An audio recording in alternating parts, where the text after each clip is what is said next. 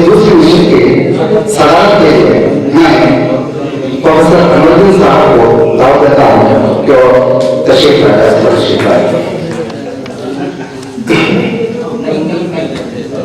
मखाना यार में प्रोफेसर सुरेश शानवार साहब, प्रोफेसर सत्तार साहब, मसरत बादशाह राय साहब और इफ्तिखार अहमद शेख साहब, चारों बराए मेहरबानी व्यास पर तशरीफ लाए।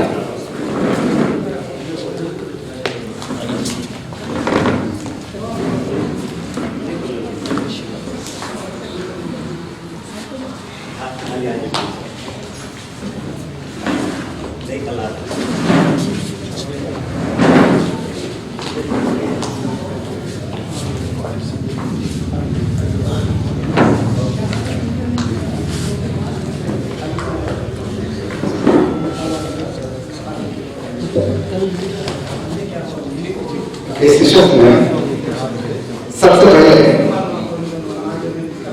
इफ्तिखार अहमद शरीफ साहब उर्दू सहाफत के मंजरनामे पर अपना मामला पेश करेंगे।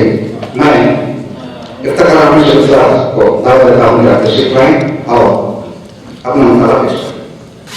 जैसा कि ऐलान हुआ, मेरे मुहारे का उन्वान है उर्दू सहाफत का बदलता मंजरनामा।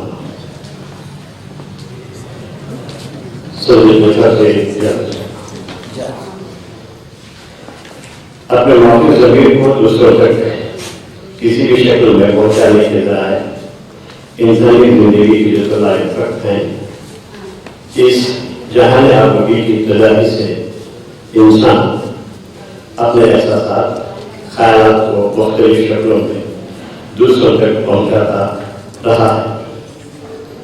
हर दौर में इंसानी धर्मों में मुख्तलिफ किस्म के ज़राए इब्लाग की जाती है। अखबार भी इज़हार ख्याल, तरसील व मवासिलात का कदीम और मुअस्सर ज़रिया है। उर्दू सहाफ़त की तारीख बहुत पुरानी भी नहीं है और बहुत नई भी नहीं है। छापाखानों के रिवाज के साथ ही उर्दू अखबारात की शुरुआत भी हो गई।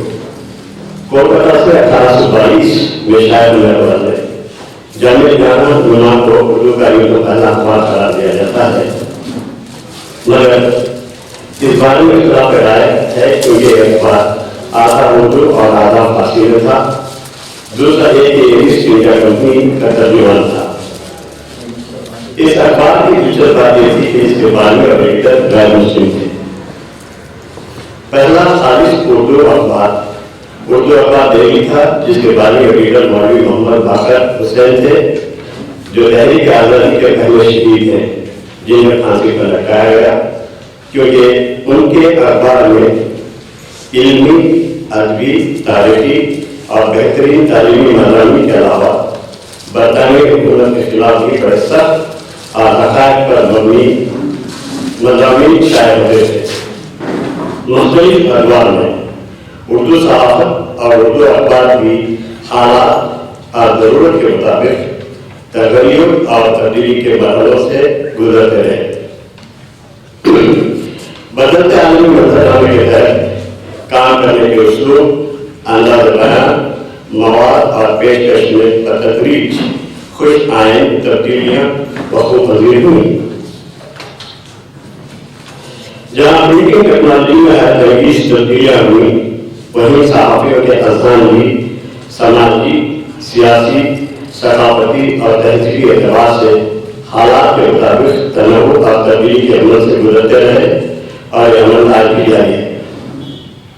معاشرہ کا قافلہ جیسے جیسے آگے بڑھتا جاتا ہے، انسانی زندگی اپنے لیے نئے معیار سے تلاش کرتی جاتی ہے۔ جب زندگی میں نیا رخ اختیار کیا، صحافت نے بھی اپنا راستہ تبدیل کرنے کی کوشش کی۔ ایک صحافی داخلی نظام میں رونما ہونے والی کیفیات اور تبدیلیوں کو برابر محسوس کرتا رہتا ہے اور اپنے خارج کو اس واقع پر رکھنے کی کوشش کرتا ہے۔ اس طرح وہ خود نئے نئے رجحانات سے متاثر ہو کر دوسروں کو متاثر کرتا ہے۔ رجحان یا میدان کو انگریزی میں ٹرینڈ کہہ سکتے ہیں۔ صحافت میں اس کا مفہوم ایک خاص ذہنی رویہ، نہج، نئے اسلوب یا طرز کی ابتدا ہے۔ یہ کسی مخصوص فکر کے تحت حالات اور ماحول کی ضرورت پر پرورش ہوتا ہے۔ بدلتے رجحان حالات کے تناظر میں موضوع اور مواد میں اپنا راستہ تعین کر سکتا ہے۔ یہ قوی اور طاقتور بھی ہو سکتا ہے جو اپنے اندر ایک تحریک کی قوت رکھتا ہے، یا پھر کمزور بھی ہو سکتا ہے جو کچھ برسوں تک ضرورت متاثر کرنے کے بعد اپنی تاثیر کھوتا چلا جاتا ہے۔ ان رجحانات کے زیر اثر اردو صحافت کا منظرنامہ بھی بدلتا جاتا ہے۔ یہ تبدیلی مختلف سطحوں پر دیکھی اور محسوس کی جا سکتی ہے۔ وہ بنیادی ڈھانچے کا شعبہ ہو یا معیار و کارکردگی کا، یا پھر قرائن کی تعداد کا، ہر شعبہ تغیر پذیر ہے اور بدلتے ہوئے حالات سے متاثر ہے۔ کاروباری رفاقتوں، گروہ بندی، غیر پیشہ ور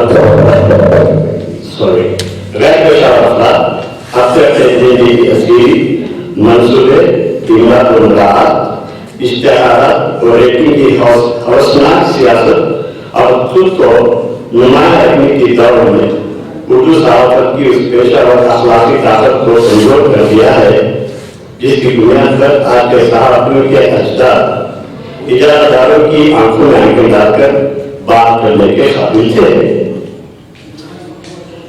بلا شبہ اردو اخبارات مسلمانوں کی دلچسپی کے مضامین، عالم اسلام کی خبروں کو فوقیت دیتے ہیں۔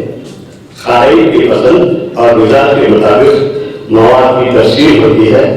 ان تمام خوبیوں سے قطع نظر بیشتر اردو اخبار منافع بخش ثابت نہیں ہوئے۔ اپنی مالی حیثیت کو بہتر بنانے دیگر زبانوں خصوصاً انگریزی اخبارات کی نہج پر خبروں کی تفصیل، پیشکش اور مواد کے اعتبار سے اردو اخباروں نے بھی زخم لگائی۔ سرکاری اشتہاروں کے علاوہ زیادہ سے زیادہ کمرشل اشتہاروں کو مالی منفعت کا ذریعہ بنایا۔ صحافت کے بدلتے منظرنامے میں اردو اخبارات نے دیگر معاصر اخبارات کی دوڑ میں شامل کرنے کے لیے وقت کے تقاضوں کے تحت اپنی روش بدلی۔ اگر یہ اقدام نہ کیا جاتا تو مالی پریشانی کی وجہ سے سسک رہے اخبار کمزور رہتے، پیڈ نیوز کا چلن عام ہوا تو اردو اخباروں نے پھر سے اپنایا۔ انتخابات کے دوران یہ قانون زیادہ منافع بخش ثابت ہوتے ہیں، یہ اور بات کے قائم مدرس رہتے ہیں۔ انہیں مطلوبہ رہتا ہے کہ خود اخبار کس پارٹی یا امیدوار کا حامی اور کس کا مخالف ہے۔ اردو اور مسلم قائم کی خواہش ہوتی ہے کہ ان کا اخبار ان کے خیالات اور جذبات کی عکاسی کرے، سماجی، معاشی، مذہبی اور تعلیمی مسائل کو اجاگر کرے۔ ایسا ہوا بھی کرتا تھا، ایسا نہیں کہ اب نہیں ہو رہا ہے، لیکن جس شدت کے ساتھ ہونا تھا نہیں ہو رہا ہے۔ اردو صحافت کے بدلتے منظرنامے کا ایک منفی پہلو یہ بھی ہے کہ اردو اخبارات کو سیاسی مفادات کی उसको लियाकत का जरिया बना दिया गया है। इसे यूं भी कहा जा सकता है कि अखबारों के मालिकीन या मुंतजमीन अखबार से सियासतदानों के साथ रिश्ते उसवार करने या हुकूमत और इक़्तिदार में रहने के लिए अपने लोगों को खपत करने की कोशिश करते हैं ताकि उनके मफादात की तकमील होती रहे। उर्दू सहाफ़त को अक्सर एक तहरीक, एक मिशन से जोड़कर देखा जाता है और कहा जाता है कि उर्दू सहाफ़त का आगाज अंग्रेजी हुकूमत से हिंदुस्तानियों को निजात दिलाने के मकसद से हुआ था। बाद में इसका मिशन उर्दू ज़बान को जिंदा रखना बन गया, लेकिन अब तो इसका पहला मिशन खत्म हो गया या पूरा हो गया है। और जहाँ तक दूसरे मिशन की बात है तो कोई नौआमूद शख्स या इदारा अखबार निकालेगा तो इसका मिशन उर्दू ज़बान का तहफ़्फ़ुज़ हरगिज़ नहीं होगा, बल्कि कुछ और होगा, क्योंकि वो अपने तरफ़ मक़ासिद की तकमील को ही अपना मिशन बनाएगा और इसी मिशन को पूरा करने के लिए हर वो कदम उठाएगा जो वो जरूरी समझता है। उर्दू सहाफ़त तब्दीली के दौर से गुजरती है। ये तब्दीली देखी और महसूस की जा सकती है, वो बुनियादी ढांचे का शोबा हो या मेयार और कारकर्दगी का या फिर ख़ानाइन की तादाद का, हर शोबा तब्दीली पसीर है। अब बदलते हुए हालात से मुतासर इन दिनों जो मामला शिद्दत के साथ ज़ेर बहस है वो उर्दू सहाफ़त में कॉर्पोरेट सेक्टर की आमद का है। इन दिनों जो मामला शिद्दत के साथ ज़ेर बहस है वो उर्दू सहाफ़त में कॉर्पोरेट सेक्टर की आमद का है। इस पर मिला रद्द-ए-अमल ज़ाहिर किया जा रहा है। कुछ लोग इसे सहाफ़त के लिए मुबारक, मुफीद और कुछ आइन तब्दीली समझ रहे हैं, तो कुछ अहबाब अपने खदशात का इज़हार कर रहे हैं। खदशात का इज़हार करने वालों की तादाद ज़्यादा है। यहाँ तक के बाज़ अखबारों में मज़ामी भी शाये किए गए हैं जिनमें इस नई सूरत हाल के नादीदा खतरा से ख़ानाइन को बापर दीगर मुसलमानों को खबरदार और होशियार करने की कोशिश की गई है। ये वो गैर उर्दू तिजारती घराने हैं जो उर्दू के डूबते हुए अखबार खरीद रहे हैं या ताज़ा अखबार निकालने के लिए कोशिश है। उर्दू सहाफ़त का एक खास तबका इस मैदान में उर्दू अखबारों के गैर मुस्लिम मालिकान या कॉर्पोरेट सेक्टर के दाखिले से तशवीश में मुब्तला है। वैसे इसका कोई वाज़ेह जवाब नजर नहीं आता, मुझे तो नजर नहीं। एक कॉर्पोरेट इदारा सहारा तकरीबन 15 वर्षों से उर्दू के अलावा अंग्रेजी और हिंदी अखबार भी निकाल रहा है। सब जानते हैं कि सहारा का एक मखसूस नजरिया है जो रिवायती उर्दू खारी के मिजाज से मेल नहीं खाता, लेकिन ऐसे खारी भी हैं जो इस लबल लहजे को पसंद करते हैं। कोलकाता के एक तारीखी अखबार रोज़नामा आज़ाद हिंद को एक गैर उर्दू इदारे शारदा ग्रुप ऑफ पब्लिकेशन ने खरीद लिया है और वही इदारा इस अखबार को निकाल रहा है। ये अखबार मौलाना अबुल कलाम आज़ाद के देरीना हफीज मौलाना अब्दुल रज़्ज़ाक़ मुनियाबादी ने जारी किया था। 1930 से निकलने वाला एक और नया अखबार इंसाफ भी फरोख्त हो गया है, जिस पर उर्दू के कुछ लोगों को तशवीश हुई। तशवीश इसलिए हुई जैसे एक हिंदी अखबार दैनिक जागरण के इंतजाम में खरीदा। दैनिक जागरण मुसलमानों समेत गैर मुस्लिमों के बड़े हस्ते में भी अपनी पॉलिसियों की बुनियाद पर पसंदगी की नजर से नहीं देखा जाता। आरएसएस की तरफ से इसका झुकाव किसी से पोशीदा नहीं है। उर्दू सहाफ़त की तरफ गैर मुस्लिम इदारों की नज़र यहीं तक महदूद नहीं है। एक एनजीओ की तरफ से उर्दू सहाफ़त पर हाल ही में एक सेमिनार मुनक़िद किया गया जिसमें उर्दू ज़बान और उर्दू सहाफ़त के मसाइल पर तबादला किया गया और मसाले पढ़े गए। एक नई बात थी, यहाँ यह सवाल पैदा होता है कि ये लोग उर्दू सहाफ़त की जानिब बहुत नजरों से अचानक क्यों देखने लगे, जिनका किरदार उर्दू ज़बान के हवाले से साफ, शफ़ाफ़ या वाज़ेह नहीं रहा, जिनको इस ज़बान से या इसके फर्ज से कभी कोई दिलचस्पी नहीं है। इसके कई असबाब हो सकते हैं। आमतौर पर लोगों का यह ख्याल है कि कॉर्पोरेट इदारे किसी भी मामले में उस वक्त तक हाथ नहीं डालते जब तक कि उन्हें इससे किसी किस्म के माली फायदे की उम्मीद न हो। गैर उर्दू अदारों से उर्दू अखबारों की इशाअत के सिलसिले में जो सबसे बड़ा खतरा बाद लोगों को नजर आता है वो नजरियाती है। कुछ मिली तंजीमों, जमातों और उर्दू अदारों की शुबा है कि तिजारती इदारे या खुफिया साजिश के तहत उर्दू सहाफत में आ रही है ताकि मुसलमानों पर नजरियाती अवगात की जा सके। उनका कहना है कि मुसलमानों पर ज़ातानी नजरियात थोपने के मकसद से उर्दू ज़बान के तई खुलूस का दिखावा किया जा रहा है। अक्का आवाज़ें ऐसी हैं जो उर्दू सहाफत में कॉर्पोरेट सेक्टर के दाखिले के डांडे गैर ममालिक से मिलाती हैं और ये शुबा जाहिर किया जाता है कि गैर मुल्की ताकतें मुसलमानों की ज़हन साजी में उर्दू अखबारों के रोग से पैदा उठाते हुए अपने मकासद की तकमील करना चाहते हैं। उनका यह भी कहना है कि उर्दू अखबारों के गैर मुस्लिम मालिकान ये कभी नहीं चाहेंगे कि उनके सरमाए से इस्लाम की तरवीज हो। गैर मुस्लिम सरमाए से इस्लाम की तरवीज को इशाअत के सिलसिले में जाहिर किए जाने वाले खदशात का जहाँ तक ताल्लुक है, गैर मुस्लिम मलकियत वाले अखबारों में भी इस्लामी मज़ामीन खूब शाये होते हैं। इनकलाब को देखकर अंदाजा नहीं लगाया जा सकता कि वो इन्हीं नजरियात से खिदमत रखने वाले मालिकों के हाथ में आ गया है। जिन्हें जागरण की पॉलिसी हिंदू हामी है तो इंतजामिया की पॉलिसी मुसलमानों की तरफ अपना झुकाव रखती है। यह अखबार अभी तक, माफी चाहता हूँ, पॉलिसी हिंदू हामी है तो इनकलाब की पॉलिसी मुसलमानों की तरफ अपना झुकाव रखती है। यह अखबार अभी तक नजरियाती अकायदी खराबी पैदा नहीं कर सके।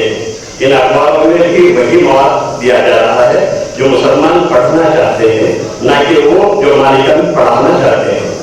जब तक इन अखबारों का रुझान मुस्लिम मवाद रहेगा, मुसलमान इनको पढ़ेंगे और जिस दिन उन्होंने मुस्लिम मुखालिफत पॉलिसी अपनाई, मुसलमान इन्हें खरीदना बंद कर देंगे। फिलहाल इस संदेश में कोई दम नजर नहीं आ रहा कि इन अखबारों से मुसलमानों का अकीदा खराब हो जाएगा।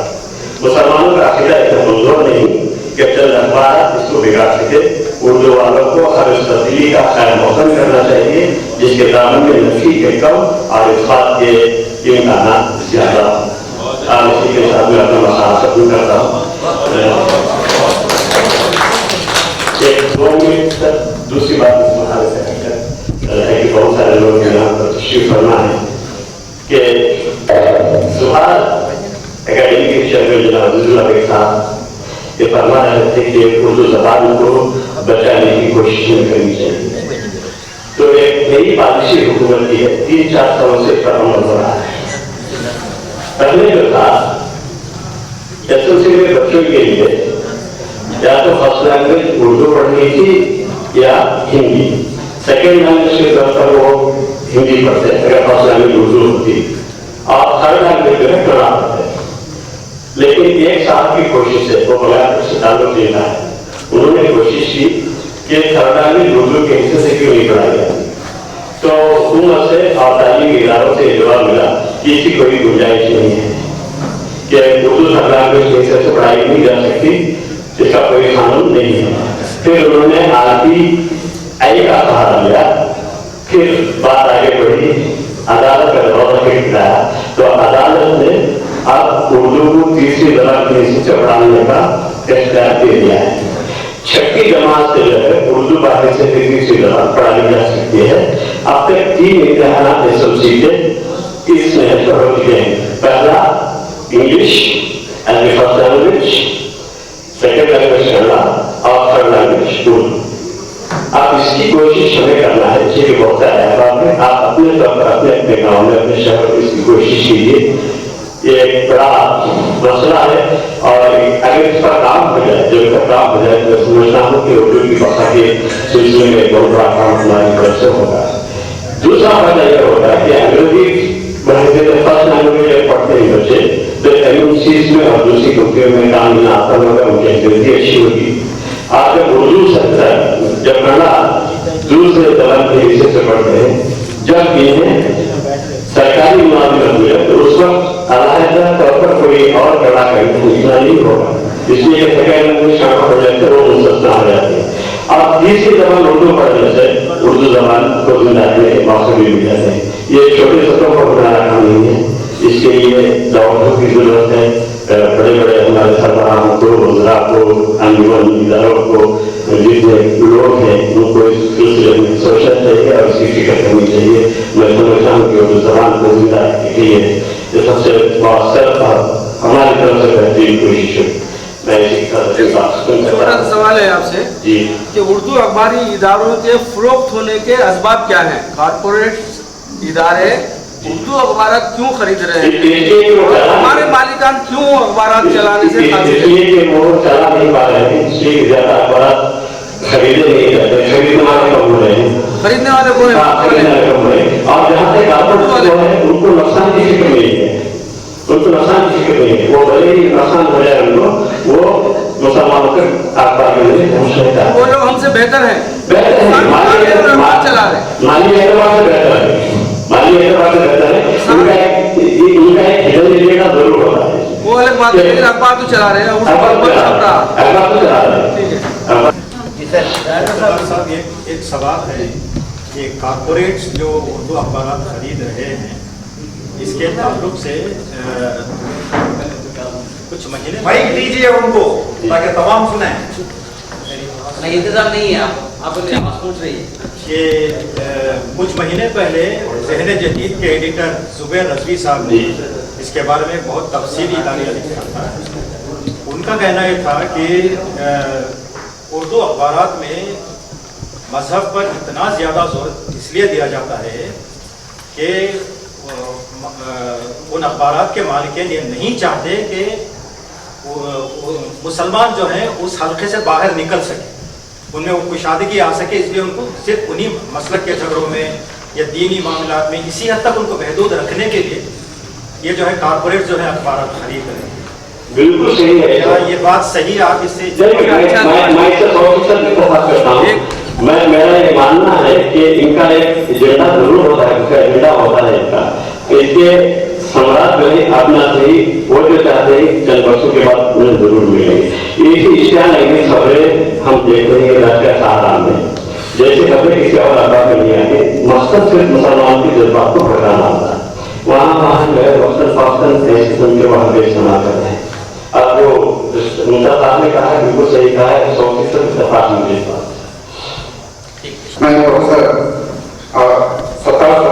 सत्तर शहर का सुझाव देता हूँ क्या है और नई नस्ल की पेश वक्त पर अपना मकाला पेश सदर इजलास मोहतरम प्रोफेसर मोहम्मद अनवरुद्दीन साहब, फाजिल महाराज मोहतरम प्रोफेसर शाहमदा साहब, मोहतरम साहब, राही साहब और नाज़िर इजलास नसरुल्लाह साहब, मोहतरम प्रोफेसर मुनमुन सईद साहब, मोहतरम अजीजुल हमीद साहब,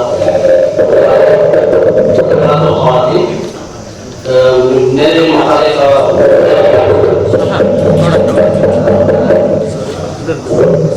नई नज़्म की पेशरफ दक्कन के हवाले से। दक्कन से मेरी मुराद यहाँ 4 रियासतें हैं, कर्नाटका, आंध्रा, गैर मुंतसिम आंध्रा अगर समझ लिया जाए तो हैदराबाद को तेलंगाना भी समझा जाएगा, या फिर 5 रियासतें आज के हिसाब से हम कह सकते हैं।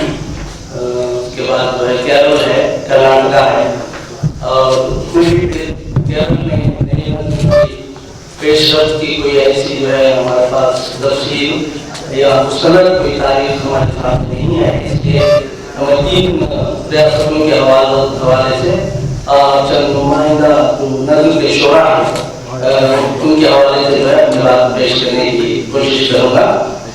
उर्दू लफ्ज़ का खामिला पैदाइश से लेकर आज तक रवा है, बल्कि अब हाजिर की नस्ल इन तमाम खूबियों के हामिल है जिसकी तवक्कुल किसी तरक्की याफ्ता ज़बान से की जाती है। हर सिंह की अपनी एक मंजिल जरूर होती है जिसके मुताबिक तजुर्बात की जाए और नौयत खुद ब खुद तय होती चली जाती है। नई नस्ल में इनफरादी इख्तिलाफ ज़्यादा नजर आते हैं और इलाक़ाइयत के उसूल ने भी इनको ताज़गी बख्शी है। दक्कन के नुमाइंदा नज़्मों शायरों की तख़य्युल फ़ज़ा, उनकी तख़लीक़ी फ़ज़ा, उनके तख़लीक़ी मिज़ाज के अनासिर, उनके तजुर्बात व मुशाहिदात और मौज़ूआत उस्लूब व हैयत के एतबार से उनके कामयाब तजुर्बे और उनके अंदाज़ बयान का तनव्वुर दक्कन में नई नस्ल का मंज़रनामा है। شہر حیدرآباد طرز دکن کا بہت بڑا ادبی مرکز ہے. اردو کے اور مراکز کی طرح یہاں کے نظم گو شاعروں کی فہرست طویل ہے. ان میں وحید اختر ایک نمایاں نام ہے. موصول کی نظموں کا سرمایہ قدر زیادہ ہے، حتیٰ کہ ان کی غزلیں بھی نظموں سے بہت متاثر نظر آتی ہیں. وحید اختر کی نظموں کا وصف خاص یہ ہے کہ موصول کی اکثر نظمیں فکر انگیز ہوتی ہیں. ان کی نظموں میں غنائیت اور شعریت کی کمی محسوس ہوتی ہے، نیز ایک روکھا اور سپاٹ پن بھی. اس کے باوجود ان کی نظموں کی معنویت بہت متاثر کرتی ہے. وحید اختر کی نظم جھوٹی سچائی کا پس منظر میلاد مسیح ہے، جس میں عصری زندگی کی ترقی ابھر کر سامنے آتی ہے. نظم کے ابتدائی مصرے ہیں: چند آوارہ چرواہوں کو رات کے آسماں پر دکھائی دیا، نور کا ایک مولود نو، ایک ستارہ نیا، ایک آواز نے بادلوں کی گرج بجلیوں کی چمک میں کہا، اور صدیوں کی بیمار روحوں میں خوابیدہ امید نے یہ سنا، روح کے گھاؤ بھرنے کا وقت آ گیا. لیکن افراد کے بدلتے ہی زمانے کے تصورات نے اس موڑ پر لا کر چھوڑ دیا کہ نظم کے آخری مصرے ہیں: گلا بانوں کسانوں سے کوئی کہے، وہ خدا جس کی سچائی پر تم کو ایمان تھا، جھوٹ کے گندے ہوٹوں پر مسلوب ہے. شفیق خاتون شرح اردو نظم نگاروں بلا شبہ اپنے اسلوب، موضوعات، اپنی نفسیات میں اپنی لہجے کے اعتبار سے ممتاز اور منفرد ہیں. انہوں نے کلاسیکی روایات سے اپنے رشتے کو استوار اور مستحکم کیا ہے. عام نظم گو شاعروں کو پڑھتے ہوئے خاتون شرح کا مطالعہ کریں تو یہ محسوس ہوتا ہے کہ ہم ایک الگ دنیا میں آ گئے ہیں. مذہب، اساطیر، معتقدات، روحانیت، تصوف، روایات، تاریخ اور معاشرت کے حوالوں سے فاطمہ شہرہ کی شاعری بھری پڑی ہے. ان کے مطالعے میں وسعت ہے، لہذا ان کے کلام سے سندوز ہونے کے لیے خالق کو بھی اس مطالعے سے گزرنا پڑے گا. ان کی شاعری بھی انگیز ہے. زمانے کی تیڑی چال، استحصال، زبوں علی، اختری اور بحرانی کیفیت کی فاطمہ شہرہ نے بہترین ترجمانی کی ہے. ایک نظم کے ان کے چند مصرے جو ہے: مقتدر اقوام اثر سوچتی ہیں، ہائے یہ آزاد شہری، کوئی خوف اس کو نہ غم، کاش اس پر بھی پڑے تہذیب کی زد، ضبط ہو املاک و اموال، دیکھتے ہی دیکھتے رہ جائے ہو کر یہ بھی کرتا جیسے ہم. میں کچھ اشعار اور چھوڑ رہا ہوں کہ نظموں کو. راشد آدر حیدرآباد کے حوالے سے جدید اردو شاعری کا انتہائی معتبر نام ہے. ہندوستان کے جدید نظم و شعراء میں موضوع کافی مقبول ہے. صدائے پیشہ، آپ دیدہ، اندوختہ، خرد جاں اور نقد حیات وغیرہ راشد آدر کے شعری مجموعے ہیں. راشد آدر کی نظموں میں صوتی آہنگ اور فکروں کی گونج کا ایک منفرد سلیقہ نظر آتا ہے جو قاری کو مانوس کرتا ہے. ان کی نظموں کے تجزیے سے ان کی تحقیقات کے اہم گوشے نمایاں ہیں.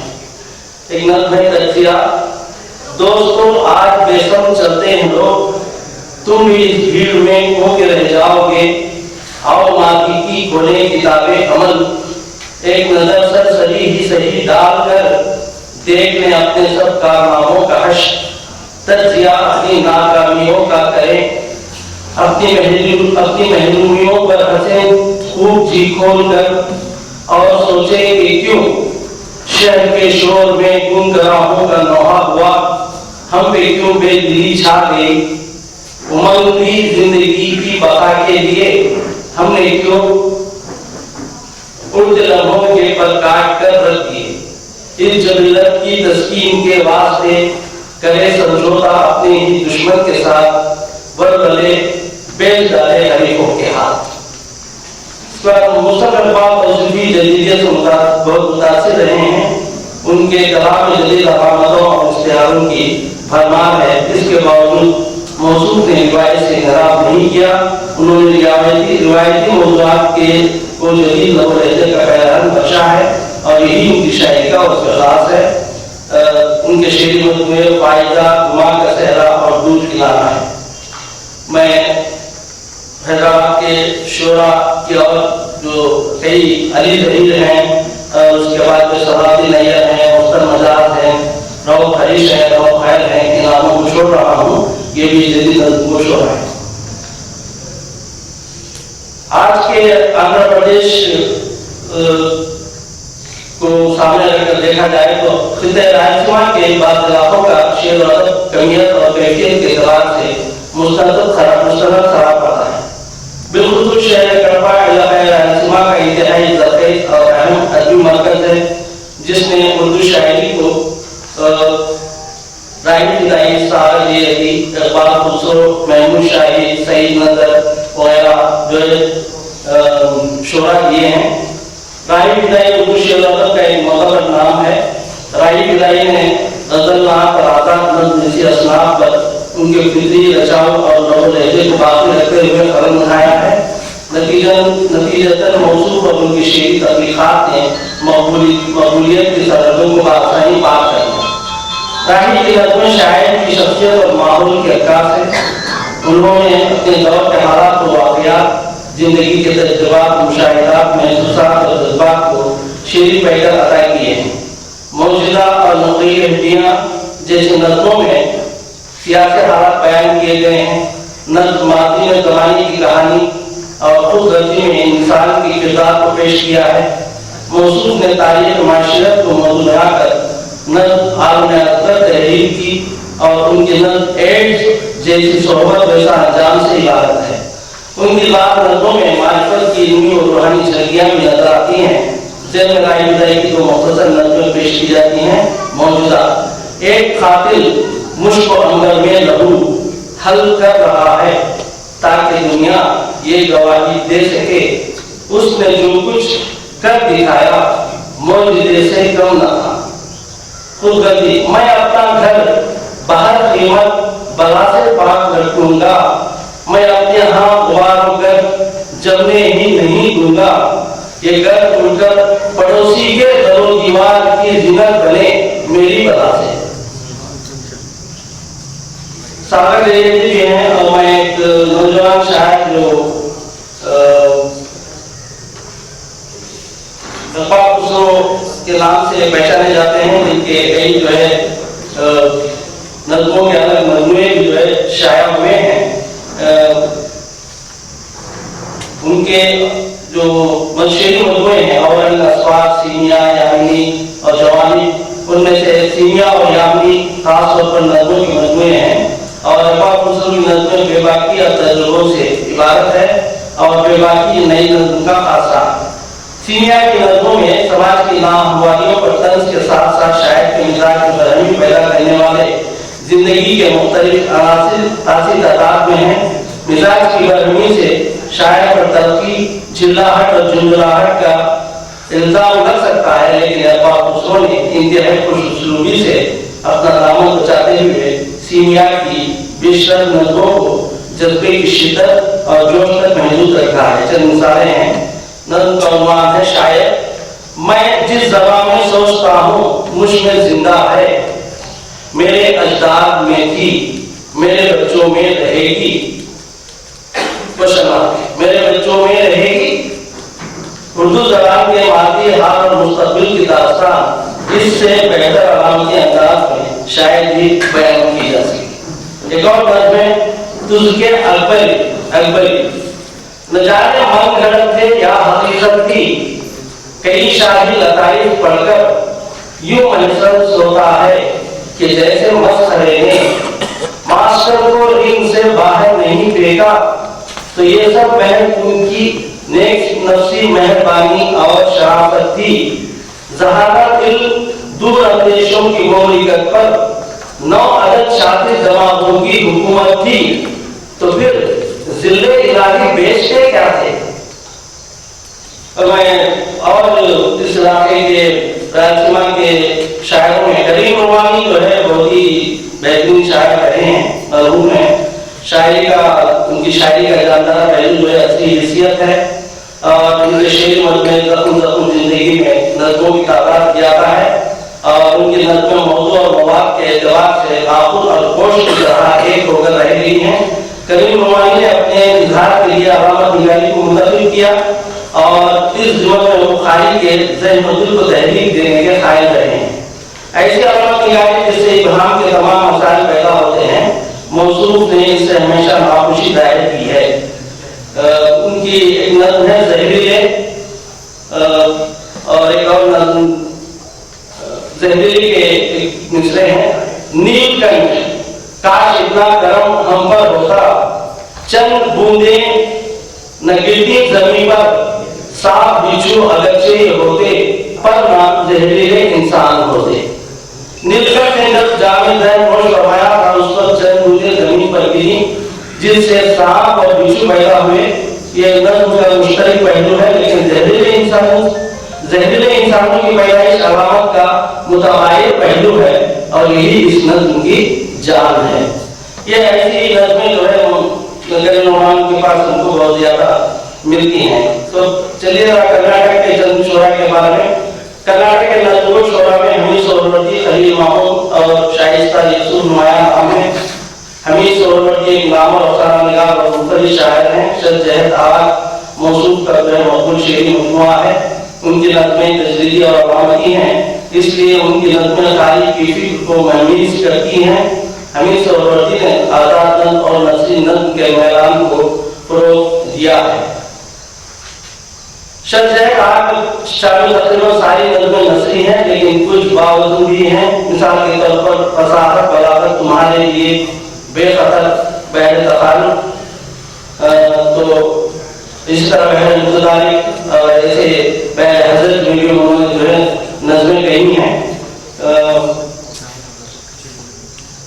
ان کے ایک نظم سے کتنے چہرے مل کے تیرے چہرے سے پاش پاش ہو گئے، مدعا کے لا حصول ہی رہا، جسم کے کنویں اندھیرے میں چاند تارے ڈوبتے چلے گئے، دلوں میں رنگ پیار کا چپ زباں ہو گیا، حال پوچھتے ہو کیا آنکھیں رنگ ہو گئی، دل کی دھڑکنیں تمام تنہا تنہا ہو گئی۔ میں جنوب کے نظم و شاعروں خلیل محمود کے معتبر نمایاں نام ہے، جنہوں نے بالخصوص اپنی نثری نظموں سے الگ پہچان بنائی ہے۔ ان کی نظموں کے مجموعے بلباس کا جھوٹ کی اشاعت سن 2011 میں عمل میں آئی۔ خلیل محمود کا شعری نظریہ تمام پابندیوں سے بالکل آزاد ہے، حتیٰ کہ شعری آہنگ اور وزن بھی ان کے قوم کی زنجیر نہیں بن پائے۔ خلیل محمود کی نظمیں اصلی عادل کی برگشتگی کے خلاف اپنے رد عمل کو ظاہر کرتی ہیں۔ موصوف کی نظموں کے موضوعات میں کچھ کھو دینے اور کچھ حاصل کر کے گوا دینے کا احساس، زندگی کی حقیقتوں سے جھنجھلاہٹ کا احساس، ذات اور معاشرے کے تصادم میں ذات سے باہر نکل آنے کی تلقین، نئی زندگی کے حسین خواب، طرز معاشرت پر طنز، روزمرہ زندگی کی بے حسی سے چڑچڑاہٹ اور وہ سارے طور طریقے جو زندگی کو اپاہج بنا دیتے ہیں، ان پر اپنے غم و غصے کا اظہار شامل ہے۔ اپنی ذات میں کھوکر کچھ کر گزرنے کے آنکھوں میں یہ ذاتی قلب دیکھیے، ایسی بارش میں کہاں سے لاؤں جس میں داغ دل کے دھو سکوں، راکھ ہوتی روح کے کھلیان زندگی کر سکوں، مردہ جس میں روح بھر سکوں، سرحد ادراک میں داغ کی سوغات کو کم کر سکوں، کھوئی ہوئی یادوں کی ٹھنڈی جھیل میں اپنی آنکھیں نم کر سکوں۔ ایک طرف ذات کا ایسا گہرا اظہار، دوسری طرف معاشرے کی زبانی کی تصویر، کہیں سے کوئی خبر نہیں سوائے شہ نشین سے جھوٹی تقریروں کے، عوام کی فلاح کے لیے الٹی سیدھی تدبیروں کے، ہمیشہ روتی اور بسورتی تقدیروں کے، کہیں سے کوئی خبر نہیں کہ آدمی سور گیا، خبر نہیں کہ ہر خبیث مر گیا، کوئی خبر نہیں۔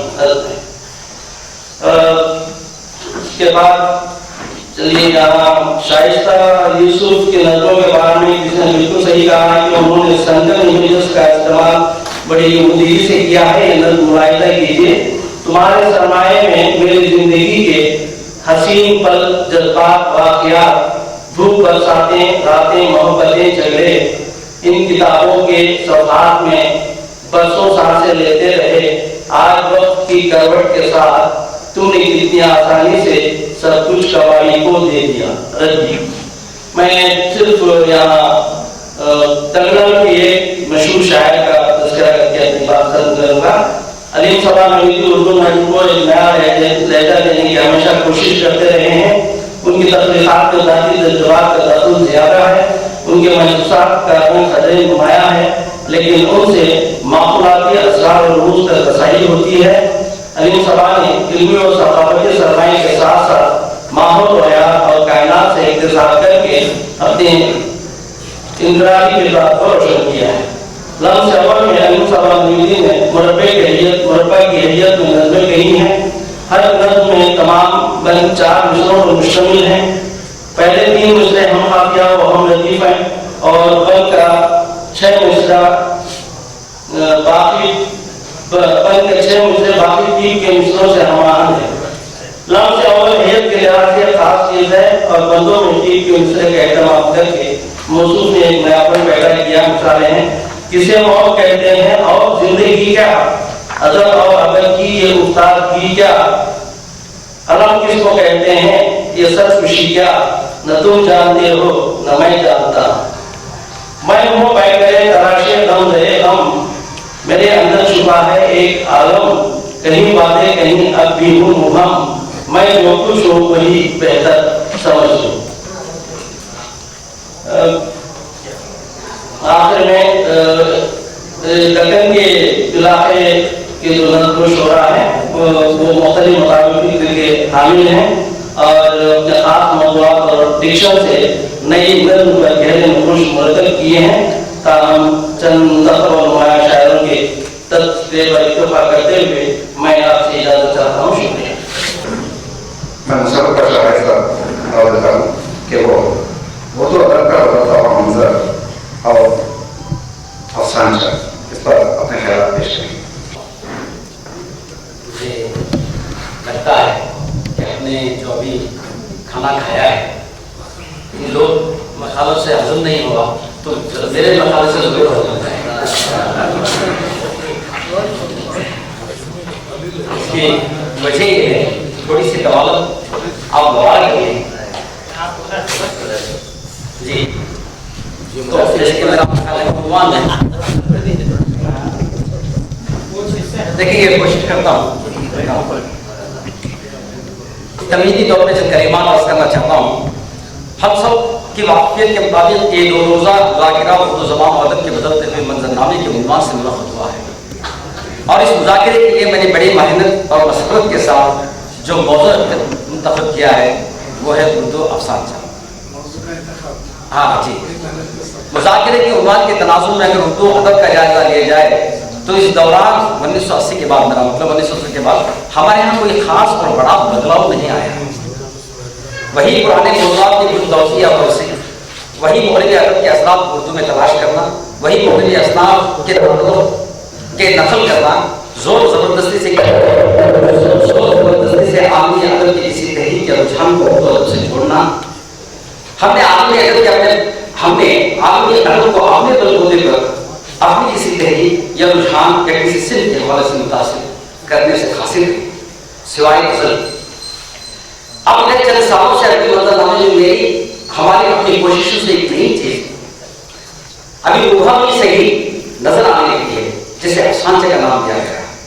اس کی روایت اس کے ارتقاء کے تعلق سے بہت سی گفتگو ہو سکتی ہے، مگر اس سے قبل ایک بات خصوص سے کہی جا سکتی ہے کہ اب اس صنف میں اتنی توانائی آ چکی ہے کہ ایک مضبوط اور غیر معمولی صنف کے حیثیت سے اپنی پوری قوت کے ساتھ ابھر رہی ہے اور روز روز ترقی کے مناظر طے کر کے آگے بڑھ رہی ہے. مستقبل میں اگر اتنی ترقی ہو جائے، اسی رفتار باقی رہے تو ہو سکتا ہے کہ عالمی ادب نہ صحیح کم از کم ملکی ادب اس سے متاثر ضرور ہوگا اور اس کے حوالے جو ہے ہمارے پڑوس کے لسانی ادب میں جو ہے ضرور ملے. اب آئیے جہادے کی طرف. یہ بات اصل میں شمس ہے کہ اردو ادب کے تمام اصناف نثر میں جتنی شہرت اور مقبولیت افسانے کو حاصل ہوئی ہے اتنے کسی بھی صنف کو حاصل نہیں ہے. یہی بات ہے کہ اردو کے افسانے کی روایت انتہائی مضبوط نہایت مستحکم اور بڑی توانا ثابت ہوئی ہے. اس کی اسی توانائی کی بنیاد پر 21ویں صدی میں اس صنف میں کئی طرح کے تجربے کیے گئے. مثلاً مختصر افسانہ، منی افسانہ، پاپ افسانہ، راک افسانہ، ایک سمری افسانہ وغیرہ وغیرہ، اور اب افسانہ، یہ سارے کے سارے دریائے افسانے سے نکلی ہوئی مختلف شکل کی نہریں، مگر اس وقت میں افسانہ کی حیثیت کچھ الگ نوعیت کی الگ نہیں کرتی ہے۔ آئیے اس نوعیت کو سمجھنے کے لیے جغرافیہ کی مدد لیتے ہیں۔ اس بات سے سبھی واقف ہیں کہ جغرافیائی اعتبار سے زمین کا وہ خطہ جس کے اطراف پانی ہو وہ ایلین یعنی جزیرہ کہلاتا ہے، سبھی کو معلوم ہے۔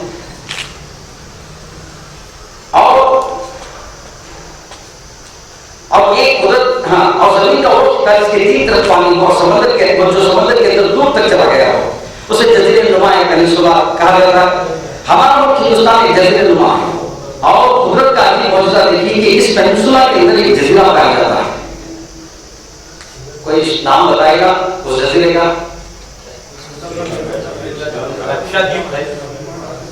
ہمارا ملک ہندوستان ایک جزیرہ نما ہے، اور قدرت کا عجیب معجزہ ہے کہ اس پینسولا کے اندر ایک جزیرہ پایا جاتا ہے۔ اور یہ کتنی عجیب بات ہے کہ اس وسیع خطے زمین کے اندر ہوتے ہوئے بھی وہ زمین سے الگ ہے۔ یہ جزیرے کا نام سیرین کڈل ہے، جس کے اطراف پانی ہے، کابل کا ندی کا پانی جو ہے گھیرے ہوئے ہیں۔ میرے خیال میں افسانہ کی مثال سیرین کڈل کی ہے، کیونکہ ہمارا افسانہ کے عقب کا پینسولا بحر عقب کے سینے کو دور تک جھیلتے ہوئے چلا گیا ہے، اور اس پینسولا کے اندر افسانہ ایک جزیرے کی طرح ہونے لگا ہے۔ میں نے یہ مثال اس لیے دی ہے کہ یہ صرف افسانے کی شاخ ہونے کے باوجود بہت سے معاملوں میں افسانوں سے الگ بھی ہے اور منفرد بھی۔ اس میں ان ساری چیزوں کا ہونا ضروری نہیں سمجھا جاتا جو افسانے کے لیے لازمی ہے، اور اس میں وہ چیزیں جو چیزیں لازمی ہیں وہ افسانے کے لیے ضروری نہیں۔ مثلاً افسانہ اور افسانے کے اجزاء ترکیب میں بہت فرق ہے۔ افسانہ تفصیل طلب ہو سکتا ہے مگر افسانہ تفصیل کا متعلق نہیں ہو سکتا۔ افسانے میں بہت سے کردار آ سکتے ہیں، افسانے سے ایک یا دو سے زیادہ کردار بن نہیں سکتے۔ افسانے میں کردار نگاری کی بڑی اہمیت ہوتی ہے مگر افسانے میں کردار نگاری کی ضرورت نہیں ہوتی۔ افسانہ میں منظر نگاری لازمی جز سمجھ جاتی ہے مگر افسانے سے منظر نگاری بالکل گنجائش نہیں ہے۔ افسانہ تجدید ہو سکتا ہے مگر افسانے میں کوئی تجدید نہیں، البتہ بہت سی ان کے علاوہ کچھ ایسی چیزیں ان دونوں میں اشتراک پایا جاتا ہے، جیسے کلائمیکس، مکالمہ۔ اب پہ افسانے کی روایت، بہت سے لوگوں کا یہ خیال ہے کہ افسانے کی روایت بہت پرانی ہے۔ ہمارے یہاں کے قرآن میں جاکر کتھا کی چھوٹی چھوٹی کہانیاں اس بات کے مماثل ہیں۔ بقول نیم ناگ ہندی میں لکھو کتھا اور مراٹھی میں شنک کتھا کے نام سے افسانوں کی روایت ملتی ہے۔ نیز یہ بھی کہتے ہیں کہ عربی ادب میں اس کی وہی کہہ رہے ہیں ملنا، عربی ادب میں اس کی روایت موجود ہے۔ چند لوگ اس کے تانے والے شیخ صاحب کی حکایتوں سے ملاتے ہیں، مگر ایک بات پر سبھی کا اتفاق ہے کہ عالمی ادب میں سب سے پہلے باضابطہ طور پر افسانوں کا تصور پیش کرنے والا شخص خلیل جبران ہے۔ اب اردو میں روایت ہے کہ جب ہم اس تناظر کو اردو ادب کا جائزہ لیتے تو ہمارے سامنے سب سے پہلے حاضر میں اردو کے معتبر مخاط جناب شمشور احمد مالوی کا ایک قول آتا ہے، فرماتے ہیں افسانہ کوئی الگ صنف نہیں ہے، نیز چند لوگوں کے چند افسانے سے روایت کو قائم نہیں کر سکتے۔ مگر مجھے ان کی اس بات تسلیم کرنے میں تھوڑا سا تعمل ہے، کیونکہ جب ادب میں کوئی نیا تجربہ ہوتا ہے تو اس تجربے میں ہی روایت کی تعمیل بڑھ جاتی ہے، اور اگر ایک کامیاب تجربہ ہو جاتا ہے، تجربہ کامیاب ہو جاتا ہے اور بھی لوگ اگر اس میں شامل ہو جاتے ہیں تو یہ روایت آگے بڑھنے لگتی ہے اور کسی مقام پہ جا کے اسے استحکام حاصل ہو جاتا ہے۔ مگر اس میں اہتمام ضرور رہتا ہے، بقول السلام بن بزا کسی تجربے کو برتنا آسان ہوتا ہے مگر تجربے کی روایت کو برقرار رکھنا مشکل ہے۔ اگر یہ مان بھی لیا جائے کہ تجربے کی مشکلات اور قابو پا بھی لیا جائے تو پھر اس میں کوئی دو رائے نہیں ہو سکتی کہ روایت قائم ہو جاتی ہے اور آگے بڑھنے لگتی ہے۔ میرے اس خیال میں محترم عظیم راوی نے افسانہ پر اپنی پہلی تحقیق و تنقید کی کتاب اردو میں افسانے کی روایت تنقیدی مطالعہ لکھ کر بڑی تکلیف پہنچا دی ہے۔ اس لحاظ سے اگر دیکھا جائے کہ اردو ادب میں افسانے کا سب سے پہلا کامیاب تجربہ سعادت حسن منٹو نے سیاہ حاشیے لکھ کر کیا تھا، اور اردو میں افسانے کی روایت کا پتہ یہیں سے چلتا ہے۔ اور اس پر سبھی کا اتفاق ہے کہ بعض لوگوں کا خیال ہے کہ منٹو سے پہلے لام اکبر نے چند افسانے لکھ کر کے تجربہ کیا تھا جن پر افسانوں کا اطلاق ہوتا ہے۔ چونکہ ہمارے پاس کسی کوئی نمونے نہیں ہیں، موجود نہیں ہیں، لہٰذا ہم کس تعلق سے رسول کے ساتھ کچھ نہیں کہہ سکتے۔ اس میں کوئی شک نہیں کہ یہ صرف افسانوں کا موجد سعادت حسن منٹو ہے۔ منٹو کا سیاہ حاشیہ 1945 کے آس پاس شائع ہوا تھا، پھر پتہ نہیں کیا ہوا، آیا لوگوں نے اس جانب توجہ نہیں کی یا اس وقت کے بنداروں نے اس صنف کو قابل اعتنا نہیں سمجھا۔ یہ روایت طویل عرصے تک تعاون کا شکار رہی، آگے بڑھ نہیں پائی۔ تقریباً 30 سال کے بعد اس روایت کو نئی زندگی اس وقت ملی جب اس وقت کے مشہور افسانہ نگار جوگیندر پال نے شعوری طور پر اس سن کو اپنایا اور اپنے کامیاب تجربے سے اس روایت کو بڑا استحکام بخشا۔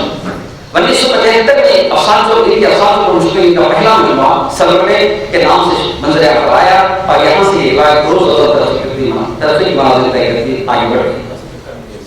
جب جوگیندر پال کے بعد ان فنکاروں نے اس روایت کی آبیاری کی اور اپنی کامیاب کوششوں سے اس سن کو مزید مستحکم کیا، ان میں اہم نام ڈاکٹر ایم اے صادق پتھر کا آواز 1978، شیخ رحمان اکبری عکس شعور 1983، طفیل سیمال کا لمحوں کے خطت 1983، رونق جمال کا قتل کا موسم 1984، عارف خورشید کا یادوں کا صاحبہ 1987، عظیم راہی کے پھول کے آنسو 1987، ڈاکٹر مناظر عاشق حدامی کا قوس و قزح 1992، عارف خورشید کا آتشی لمحے 1993، خالد مشتاق کا خطرہ خطرہ 1996، محمد خالد نیو کا رشتوں کا 1996۔ مدد جزاک کا خطرہ اپنی لاجواب تخلیقی عمل سے اس فن کو اتنا عمر بخشا کہ 2000 تک آتے آتے اس صنف نے عرب کے اپنے لیے نہ صرف ایک خاص جگہ بنا لی پیدا کر دی بلکہ اپنی ایک الگ پہچان بھی بنا لی۔ اس دوران چند مشہور افسانہ نگاروں اور مشتاق فنکاروں نے اس کی جانب بھرپور توجہ کی، جس کا اثر یہ ہوا کہ بہت سے نئے نوابوں نے اس صنف میں دباؤ پائی کرنے لگے اور بہت جلد اپنی پہچان بھی بنا لی اور دیکھتے ہی دیکھتے افسانوں کے پہلے طرف کئی مجموعے منظر عام پر آنے لگے۔ ان میں چند معتبر نام ہیں: ساحل کریم، موم کی گڑیا، عظیم راہی، درد کا درمیان 2002، عبدالعزیز خان کا فساد ترقی اور ترقی کی بات 2003، مشتاق احمد کا ایک ضرور اور صحیح 2005، فیروز خان کا پتھر نیم کش 2005، رونق جمال کا زہریلے انسان 2006، نیا نذیر فتح پوری کا رضا دل 2006، رونق جمال کا بجلے کا عبدی 2008، خالد عبادی کا روزے نوگریز 2009، رفیع الدین مجاہد کا چنگاریاں 2010، بشیر مالی کوٹوی کا جنون شہر 2010، اکھر مویس گلبرگہ کا رات کے اسیر 2014 اور یوسف رحیم دیگر کا نون 2014، منصور بخار گلبرگہ کانڈو کا جھنڈ 2016۔ ان کے علاوہ موجودہ دور میں جو فنکار اس صنف کے آبیار میں کوئی نہیں کے ساتھ لگے ہوئے ہیں، ان میں افتخار امام صدیقی، نیمنار، نذیر تیموری، یعنی اور خیر اشفاق احمد، بہت سے نام ہیں، خیر میں ان کو چھوڑتا ہوں۔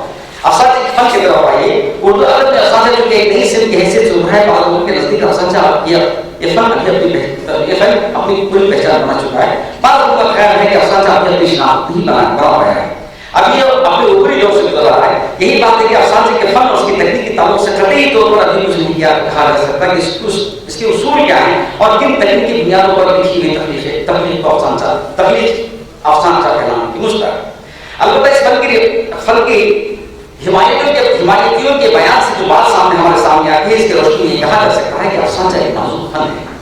کسی نے اسے تلوار کی نوک پر ننگے پاؤں چلنے کی مترادف قرار دیا، احمد صغیر۔ کسی نے اسے چاہت اور قول اللہ لکھنے کے برابر قرار دیا۔ اردو کے مشہور مسرح نگار خاص جناب حمید سہروردی نے اسے غزل کے ایک شعر سے تعبیر کیا ہے۔ بخار مرزا کم سے کم الفاظ میں مکمل کہانی بیان کرنا اور پھر ایسی کہانی جو خالق کے قلب و ذہن پر دیر کو اثر چھوڑے، افسانہ ہے۔ افسانہ کی اس مختصر تاریخ کے بعد ہم اس افسانہ کی تکنیک کی طرف آتے ہیں۔ بقول شمس الرحمان فاروقی، افسانہ کے لیے پلاٹ اور کردار دونوں ہی اہم ہیں، مقدمہ ہوتا ہو تو افسانہ کامیاب ہو سکتا ہے۔ اشرف شاہ کے نزدیک افسانہ کی بنیادی خصوصیت پلاٹ، کردار، کشمکش اور مرکزی خیال ہے۔ بقول رونق جمال، یہ اختصار افسانہ کا لازمی جز ہے۔ نیز عنوان کے انتخاب میں احتیاط برتنا لازمی ہے۔ اشتیاق سے کہانی پر کو افسانہ کی اولین شرط قرار دیتے ہیں، یہ شرط منظور کر لی اور دیدار کا قرار دیتے ہیں۔ مدد خیال کی روشنی میں مدد بڑا خیال کی روشنی میں مدد ان نکات چند نکات میں ہم افسانے کے لازمی اعضاء قرار دے سکتے ہیں۔ سب سے پہلا کہانی پر گویا کہ افسانہ مختصر الفاظ پر مشتمل ہوتا ہے، مگر اس میں پہلے لفظ سے آخری لفظ تک کہانی کی فضا برقرار رکھنا ضروری ہے، یا اس کی بنیادی شرط ہے۔ دوسرا اختصار، یہ افسانہ کی جان ہے، ہر لفظ کہانی کے مکمل حصے کو درشائے۔ تیسرا، پلاٹ عمدہ اور چست ہو، چونکہ افسانہ ذہن کی ایک ترنگ کا نام ہے، لہذا اس کا پلاٹ اتنا کسا ہوا ہو کہ خالی اس سے بنا ہوا محسوس کرے۔ فکر کی گہرائی اور हीरा है। अफसान की फिक्र की कार फरमाई होनी जरूरी है तो अपने फारिग जो अपने फारिग बनने का तजस्सुस खाली पहले लफ्ज़ से ही अफसाने से जुड़ जाए और आखिर तक अफसान की गिरफ्त से आजाद न हो पाए। सस्पेंस खाली अफसान से के लफ्ज़ के साथ सफर करता रहा और उसके नशर व फराज से गुजरता है। चौथा अपने एहतिताम पर अफसान से खाली को छोड़ता ना दे तो अफसान से खाली पर देर पासर ना छोड़ेगा। ये अफसान की रूह है। मतलब इस बात उम्र के साथ साथ अफसान से निगाह को इस बात का ख्याल रखना जरूरी है कि ऐसे अल्फाज के इंतखाब करें जो जाकर और दलील हो, अगर वो फैल जाए तो एक कहानी बन जाए। ये काम आसान नहीं है। पुख्ता ज़हन और फिक्री तकनीक के बगैर अफसान से लिखना नामुमकिन है। इस सीमित मिनटों का शाहकार सांचा स्वाली उसका मुखड़ा सुनिए, बल्कि पूरा सांचा ही होते सिर्फ चार लाइन का सुनिए। छुरी पेट को चार सकती हुई नाव के नीचे तक चली गई, इजाद बंद कर गया, छुरी मारने वाले के मुंह से दफा निकल गया। छी मुश्किल हो गया। तफसील में जाने की जरूरत मैं नहीं समझता। अफसान का कमाल ये होता है कि चंद सदरे पढ़ने के बाद पूरी कहानी का ताना बाना यूं फैल जाए और अफसान का आखिरी जुमला या लफ्ज़ खाली के ज़हन में गूंज उठे, जिस तरह गजल के किसी शेर में शायद ऐसा मरगरेता करने वाला मज़मून लाए जिसे सुनकर सामने की ज़बान से इसका काफिया अदा हो जाए। जैसे कि बोलते हैं काफिया बोलते हैं, काफिया अदा हो जाए। मिसाल के तौर पर ये अफसान मुलाहिज़ा फरमाइए, बड़ा अच्छा अफसाना है। पता नहीं बहुत पहले पढ़ा था लेकिन मुसन्निफ का नाम सही से निकल गया। देखिए शुरू होता अफसाना, और कितनी मरतबा कहूं जब साहब यही कहते तो 7 महीने गुजर गए कि मैंने अपने बाप का खून क्यों किया। अब तो सिर्फ 2 ही महीने बाकी रह गए, खत्म हो गया। कहानी को मुख्तसर करने और अफसान की शक्ल में ढालने के लिए बखौल रौनक जमा जो ज़हनी मशक्क़त करनी पड़ती है, जो समझे करनी पड़ते हैं, जो ज़हनी वर्जिश करनी पड़ती है, वो बयान से बाहर। अब एक अफसाना इस तनाज़ुर में समाप्त फरमाइए। उन्वान है नई तारीख। शाइस्ता के बादशाह की खबर इसकी सहेलियों में जंगल की आग की तरफ फैल गई। किसी को यकीन नहीं आ रहा था कि शाइस्ता जिसके हुस्न के सामने आसमान के अफसानाएं में शर्मा जाती हैं, जिसकी एक झलक देखने के लिए शहर के एक से एक खूबसूरत और दौलतमंद नौजवान खिलाफ खड़े रहते थे, आज वही शाइस्ता हुस्न की देवी किसी की प्यार में मर मिट गई हो, ये किसी को यकीन नहीं आ रहा। आखिर कौन था वो खुशनसीब, यही तजस्सुस की तमाम सहेलियों को बेचैन करके रख दिया था। तमाम सहेलियां उसकी एक झलक देखने के लिए बेकरार थी। आखिरकार तमाम सहेलियों ने आपस में मिलकर शाइस्ता के सामने ये फरमाइश रख दी कि किसी तरह वो एक बार अपने आशिक़ मुराद की झलक दिखला दे। शाइस्ता को भी शूफी सूझी और उसने इस शर्त पर इनकी ये फरमाइश मंजूर कर ली, इस शर्त पर मंजूर कर ली कि सभी के हाथों में छुरी और नींबू होंगे और जैसे ही इसके ख्वाबों का शहजादा उसके सदन के सामने आए, वो अपने छुरियों से अपने नींबू काट और बैग पसंद ये शर्त मंजूर कर ली और काटा ली। सभी ने शर्त मंजूर कर ली और दीदार का मुकाम शाइस्ता का घर की तरफ आया। ये तो आखिर दिन था। शाइस्ता के घर इसकी सहेलियों का झुरमुट बना हुआ था। हर दिल बेखरार और हर आंख बेचैन। शाइस्ता ने सबको अपने डायरी रूम में बिठाया, लाहौर में लाकर बिठा दिया, जिसके एक हिस्से में बड़ा पर्दा पड़ा हुआ था। सारी सहेलियां हाथों में छुरी और लींबू लिए दम सारे बैठी थी। अचानक शाइस्ता का इशारा पाकर नौकरानी ने झट से पर्दा गिरा दिया।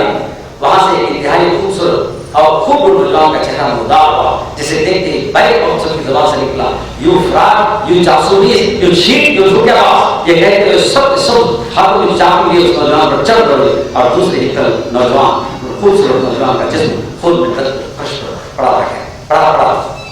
अफसान से जो उन्वान की खत्म हो गया। अफसान से जो उन्वान की बड़ी अहमियत है, उन्वान के इंतखाब में बड़ी चाकूदस्ती की जरूरत है। उन्वान सिर्फ ऐसा हो जो कहानी से पूरी तरह मेल खाता हो, बल्कि आधी कहानी खुद बयान करते हैं।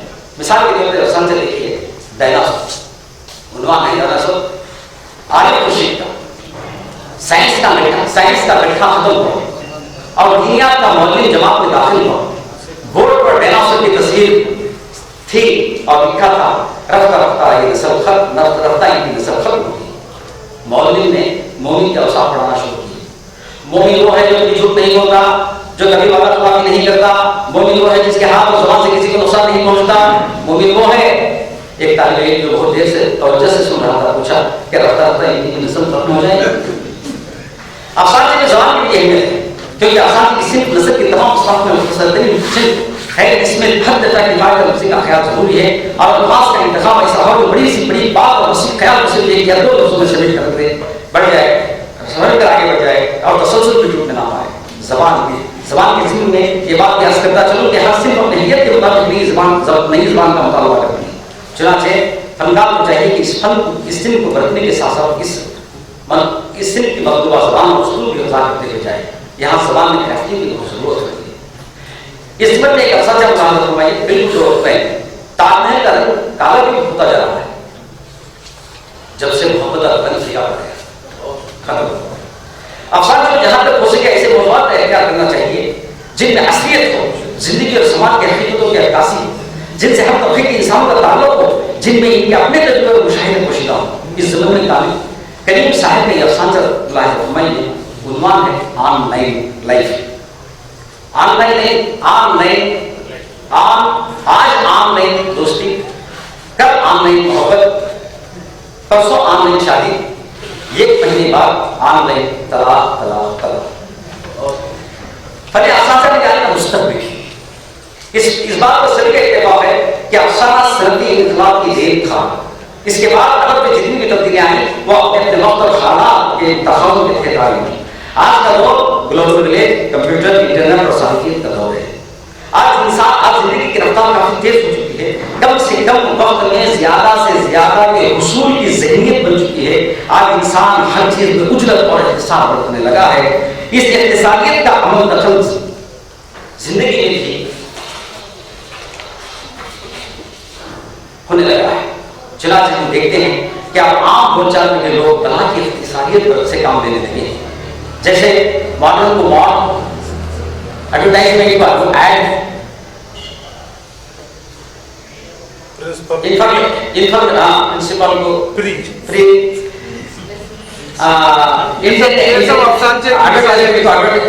इंफॉर्मेशन को इनको, कम्युनिकेशन की जगह कम्युनिकेट, इंटरनेट की जगह नेट, हाई टेक्नोलॉजी की जगह हाईटेक, मम्मी की जगह मॉम और डेट की जगह डैड वगैरह कहना शुरू कर दिया है।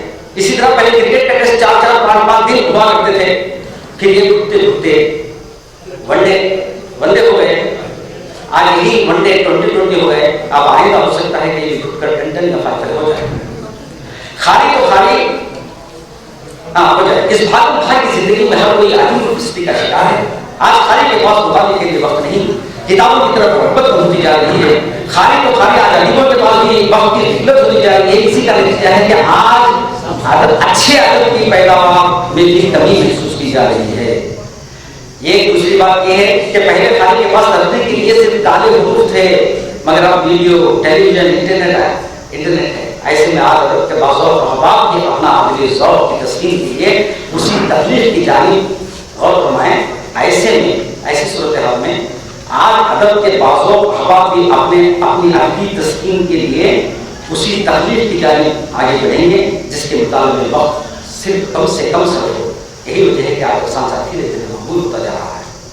इसकी मकबूलियत का अंदाज़ा इस बात से लगाया जा सकता है कि इसकी इब्तिदा से लेकर सन 2000 तक जहां सिर्फ 10 या 12 अफसानों के मजमूई इशार पजीर हो सके थे, वहीं सन 2000 से 2016 तक 40 के ऊपर अफसानों के मजमूए नजर आ चुके हैं, आप पर आ चुके हैं। असबक़ अज़ीम राहिब अब तक 50 अफसानों के मजमूए शाया हो चुके हैं। वहीं आगे सिलसिला हनूस जारी है। इसके अलावा इस सिंह की मकबूलियत का अंदाज़ा इस बात से लगाया जा सकता है कि कई रोज़नामे और कई माहनामे इसके खुसूसी शुमार भी निकाल चुके हैं। रिसाला शायर ने माह जुलाई 2009 में अफसानों का खुसूसी नंबर शाया कर चुका है। इसके अलावा 26 अगस्त 2012 को शोलापुर में अफसानों का पहला कुल हिंद सेमिनार और 23 और 24 फरवरी 2013 को दुर्ग छत्तीसगढ़ में भी अफसानों का 2 सेमिनार का कामयाब इनाक़ाद अमल में आ चुका है। और अब तो जनाब रोनो जमात की सदारत में अफसाना अकादमी भी वजूद में आ चुकी है। इन सारे एराद शुमार और इन सारे एराद की बुनियाद पर बिला मुबालिगा कहा जा सकता है कि उर्दू अदब के इस बदलते हुए मंजरनामे में अफसाने के इम्कान काफी रोशन है और इसका मुस्तक़बिल काफी ताबना। शुक्रिया।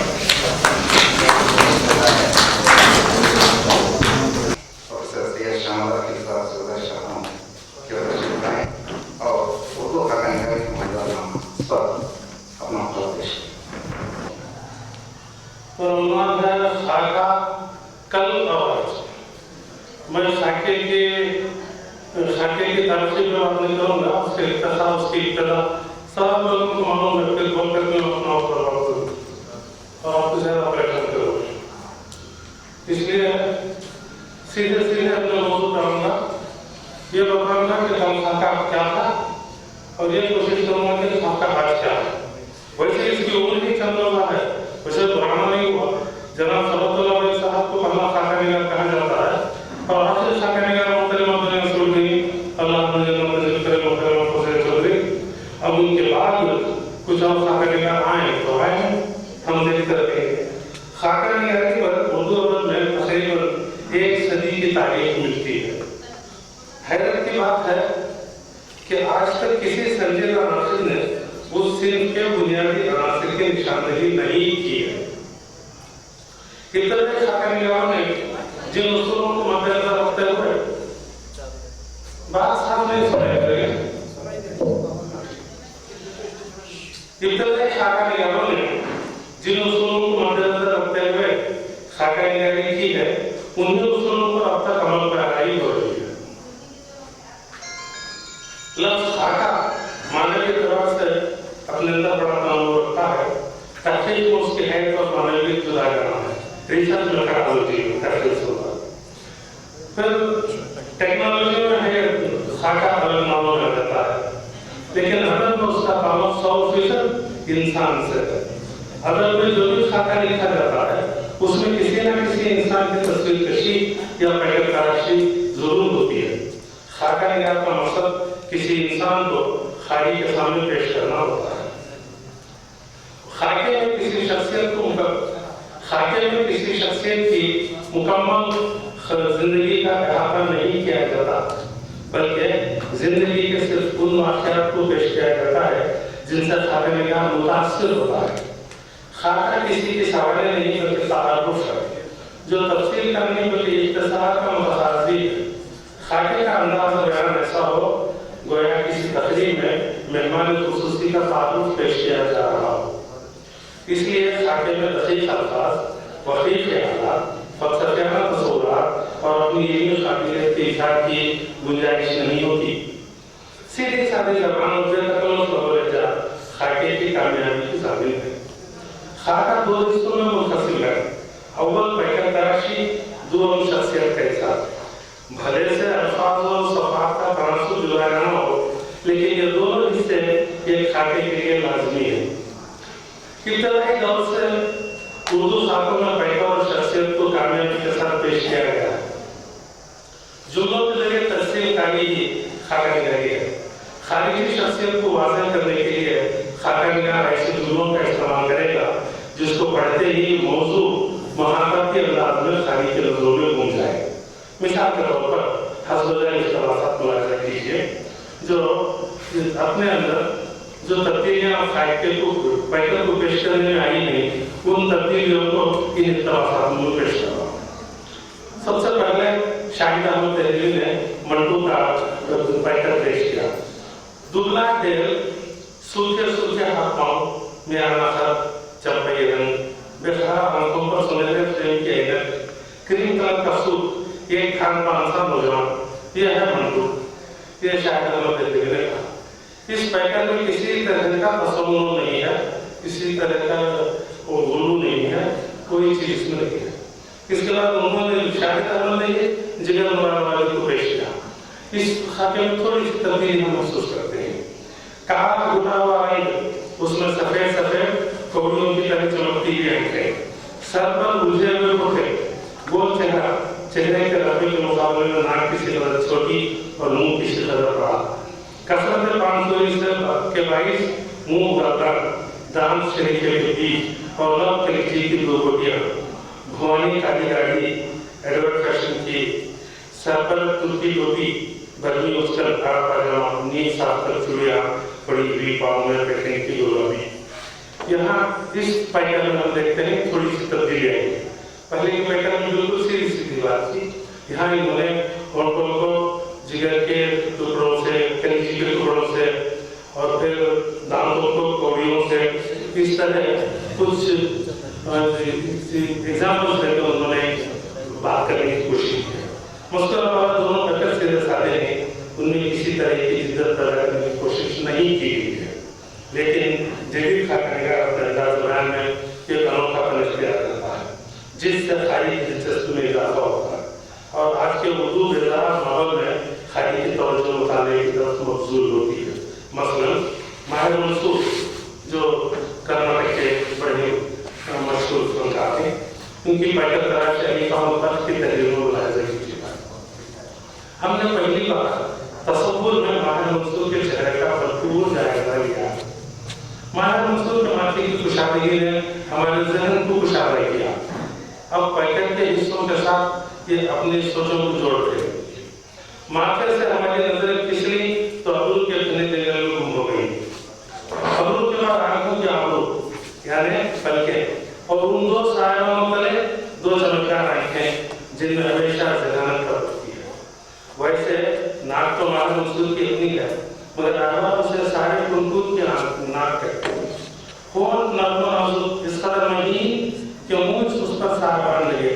होंठ के बाद हस्बे जरूरत थोड़ी चेहरे की उन तमाम खुसूसियात पर हावी वो दिल खरेज मुस्कुराहट जो मुलाकातों को लुभाने में मसरूफ रहती है। खद इस कदर बुलंद नहीं कि पैर जमीन पर लगती है और इस कदर पस्त नहीं कि आसमान सुने में दिखत हो। मिनजुल्ला माहिर मंसूर की शख्सियत आगे से काफी पुरखार रखती है।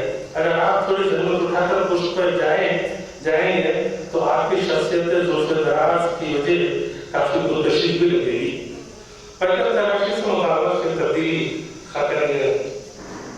खाका निगारी के लिए खुशाइन पहलू कहा जा सकता है। उसी तरह अक्सर खाका निगारों ने पैटर्न के इजहार में जिद्दत पैदा करने की कोशिश की है, जिनमें हनीफ मुख्तर, फौजिया चौधरी, जियानी वहीद मुबारक और काबिल जिक्र। जदीद दौर में ऐसे खाका निगार भी मौजूद हैं जिन्होंने पैटर्न तराशी को मुकम्मल तौर पर खाके से खारिज ही कर दिया। सरापा बयान करने के बजाय सीधे सीधे शख्सियत पर विचार किया गया है।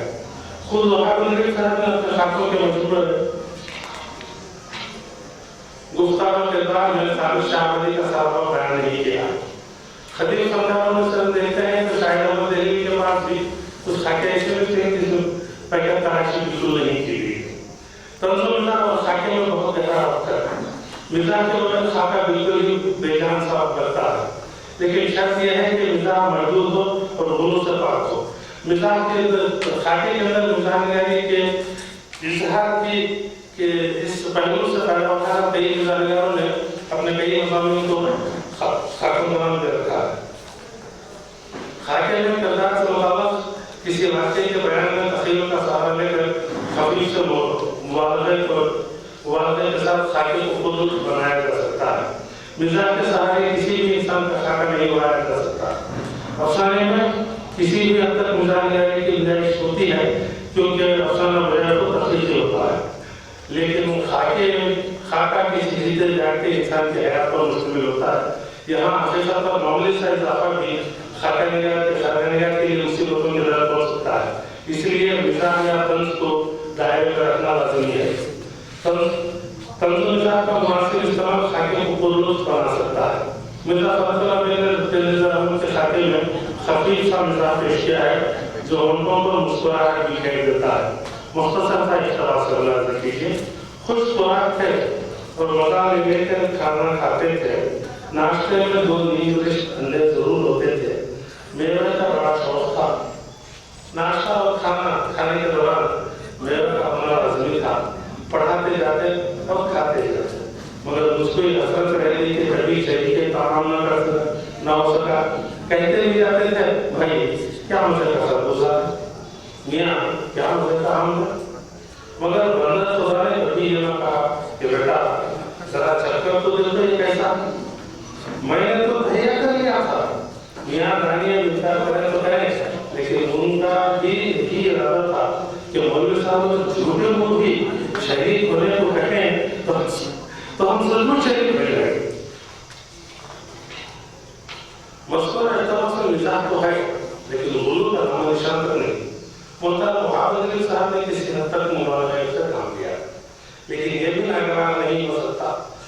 जैसे सुलेमान खलील साहब की स्कूटर की सवारी और उसकी रफ्तार का जिक्र मुलाहाजा हो। जबान खैंची की तरह चलती है, वहां साहब लिख रहे जबान खैंची की तरह चलती है, मगर उनकी स्कूटर चलती नहीं बल्कि रेंगती है। पिछले निशान पर बैठने वाला उनकी सुस्त रफ्तार स्कूटर से किसी भी वक्त उतर कर फिर सवार हो सकता है। सलाम खाके की इस खुसूसियत से बख्श साहब ने खातिर खा पैदा पाया। सलाम नजमी का खाका लिखते हुए कहते हैं, हमारे एक दोस्त की बीवी से उनकी पड़ोसन ने जो काफी बदसूरत थी शिकायत की कि आपके शौहर नामदार मुझे बुरी तरह घूर कर देते थे, उन्हें ताकीद कीजिए वरना बहुत बुरा होगा। हमारे दोस्त की बीवी ने पड़ोसन को समझाते हुए कहा, आप परेशान मत हो जाइए, भला बुरा कुछ नहीं होगा। दरअसल मेरे शौहर को दिन में बिल्कुल दिखाई नहीं देता। पड़ोसन ने तासुफ का इजहार किया और कहा बेचारा है, मगर दूसरे ने मुझे चौंक कर पूछा, तो फिर तुम्हारे शौहर रोजाना साइकिल पर दफ्तर कैसे जाते हैं? बीवी ने निहायत इत्मीनान से कहा, साइकिल तो दिखाई देता है। मस्तूरा इतराफ मिजाज के बयान में मुबारज़े की हुदूद में दाखिल हो चुका है, उससे खाका मजरूर होता है। ये धीरे धीरे खाके में उस मिजाजिया पहलू को बेमूल पेश किया गया है। उस मिजाजिया पहलू को न पेश किया गया होता तब भी खाका कौन होता। इस तरह जानबूझकर मिजाज को दाखिल करने की कोशिश करना खाका निगारी का आयोग है। कभी खाका को किसी के दबाव में आकर मजबूरन खाका कहना पड़ता है। ये मौजूदा सूरत है, मजबूरन खाका लिखना पड़ता है। माफी शरीफ के खाका निगाह सिर्फ उनके खाके लिखा करते थे जिनसे वो ज़ाती तौर पर मुतासिर होते थे, लेकिन अब हालात गुजार करना नहीं। सारे मुल्क में अकादमियों का ख्याल हो चुका है, जहाँ से हर साल सैकड़ों किताबों की इजरा का निजाम है। हर साल में किताब ये चाहता है कि उसकी किताब में उसका खाका भी, उसका एक अलग खाका भी शाया हो जाए। उस शौक की बदौलत खाका निगारों पर दबाव डाला जा रहा है कि वो उन अखबार पर भी खाके लिखे जिनसे बराए नाम भी शनासाई है। खाका निगारों की एक और मजबूरी वो भी है कि जो लोग दर्स तदरीस से जुड़े हुए हैं उन्हें हर साल अपने तहकीकात की इशात का हिसाब पेश करना होता है। इसलिए भी गाँव में ज़्यादा खाका निगारी के नमूने देखने को मिलते हैं। जहाँ कामयाब खाका निगार इसमें नया करने की कोशिश कर रहे हैं, वहीं एक दूसरा तबका खाके को मजबूर करता जा रहा है। खुदा हाफिज़। चारों मौका पेश किए। अब मैं इस शख्स सरस वाला से गुजारिश करता हूँ कि चारों मौका पर उनका स्वागत इस 2019 सेमिनार के पहले अदबी इजलास में खानिगार प्रोफेसर शामदार साहब, प्रोफेसर सत्तार साहिब साहब, डॉक्टर राही साहब और जनाब इफ्तिखार मुश्किल साहब, मौजूद असातिज़ा साहिबान, मोहतरम ख़वातीन हज़रात, अज़ीज़ तुल्लाब व सालिहात, इस इजलास में जुमला 4 मक़ालात पढ़े गए हैं और सच पूछा जाए तो चारों मिलहागारों ने अपने मौजू से मुकम्मल इंसाफ किया और मौजू के किसी भी पहलू को पीछा नहीं छोड़ा। वक्त की कमी के बावजूद बात की गुजारिश की गई। इसके बावजूद मकाले के अहम निकात जो भी थे वो हमारे सामने पेश किए और सबसे अहम बात यह है इस इजलास में बात मकाले ऐसे पेश किए गए जिसमें गर्मा गर्म बहस की काफ़ी गुंजाइश थी। उसमें गर्मा गर्म बहस भी हुई, मगर तंगी वक्त की वजह से हमने मुआवजा करते हुए लोगों को रोक दिया। मगर पहले ही मुताला के इत्तेफाक से जो आज के इजलास का वो जो है गर्मा गर्म बहस का मुताला था। एक हमारे मसूद साहब ने एक बातचीत की कि रिवायती सेमिनार के जो रिवायती मौज़ूआत होते हैं उन रिवायती मौज़ूआत से इंतज़ाम करते हुए एक ऐसा मौजूद चुना जिस पर हर किसी की दिलचस्पी वाबस्ता है। ये दिलचस्पी है जो तमाम लोग आता पंखे भी बने हैं, बहुत बैठ सुबह से बैठते पूरा सब लोग हम लोग से बैठे और सुन रहे हैं। तो इसमें सबसे पहले हमारा इफ्तितार शरीफ साहब का था और आपने अपने मकाले में कई ऐसी बातें कही जो कंट्रोवर्सी भी कही जा सकती है, जो सवाल निशान भी खड़ा करती है, जो वजाहत तलब भी है और जिनकी थोड़ी तरमीम और तरदीद भी हो सकती है। जैसे आपने पहले हमारे ताल्लुक से कहा कि पहला वाले बता 22 में मिला था, उसके ताल्लुक से शुक्र व शुभात का इजहार किया और ये कहा कि वो उसका आधा हिस्सा फारसी में निकलता था। देखिए उस जमाने में फारसी का लिबास था, फारसी जबान आम बोलचाल की और किताबत की हर जबान फारसी थी। उस जमाने में उर्दू में अखबार निकालना ही एक बड़ा कारनामा था। उस फारसी में उन्होंने एक उर्दू का हिस्सा निकाल उर्दू जबान की तवीज इशारा का एक नया बाब खोला और किसी गैर मुस्लिम का उर्दू अखबार से वापस का पता ये नहीं है कि वो उर्दू का अखबारी है। उर्दू का पहला रिसाला खैर जो मिर्जापुर बनारस से 1837 में शाये हुआ था, उसके भी एडिटर जो थे आरसी मासूम थे और ये ईसाई मजहब की तबलीग के लिए निकला था। मगर हमको उससे सरकार नहीं, हमको ये देखना है कि हमारे पास सहाबा का आगाज किस तरह हुआ, चाहे किसी तरह से हो, मगर उर्दू सहाबा का आगाज हुआ या नहीं हुआ।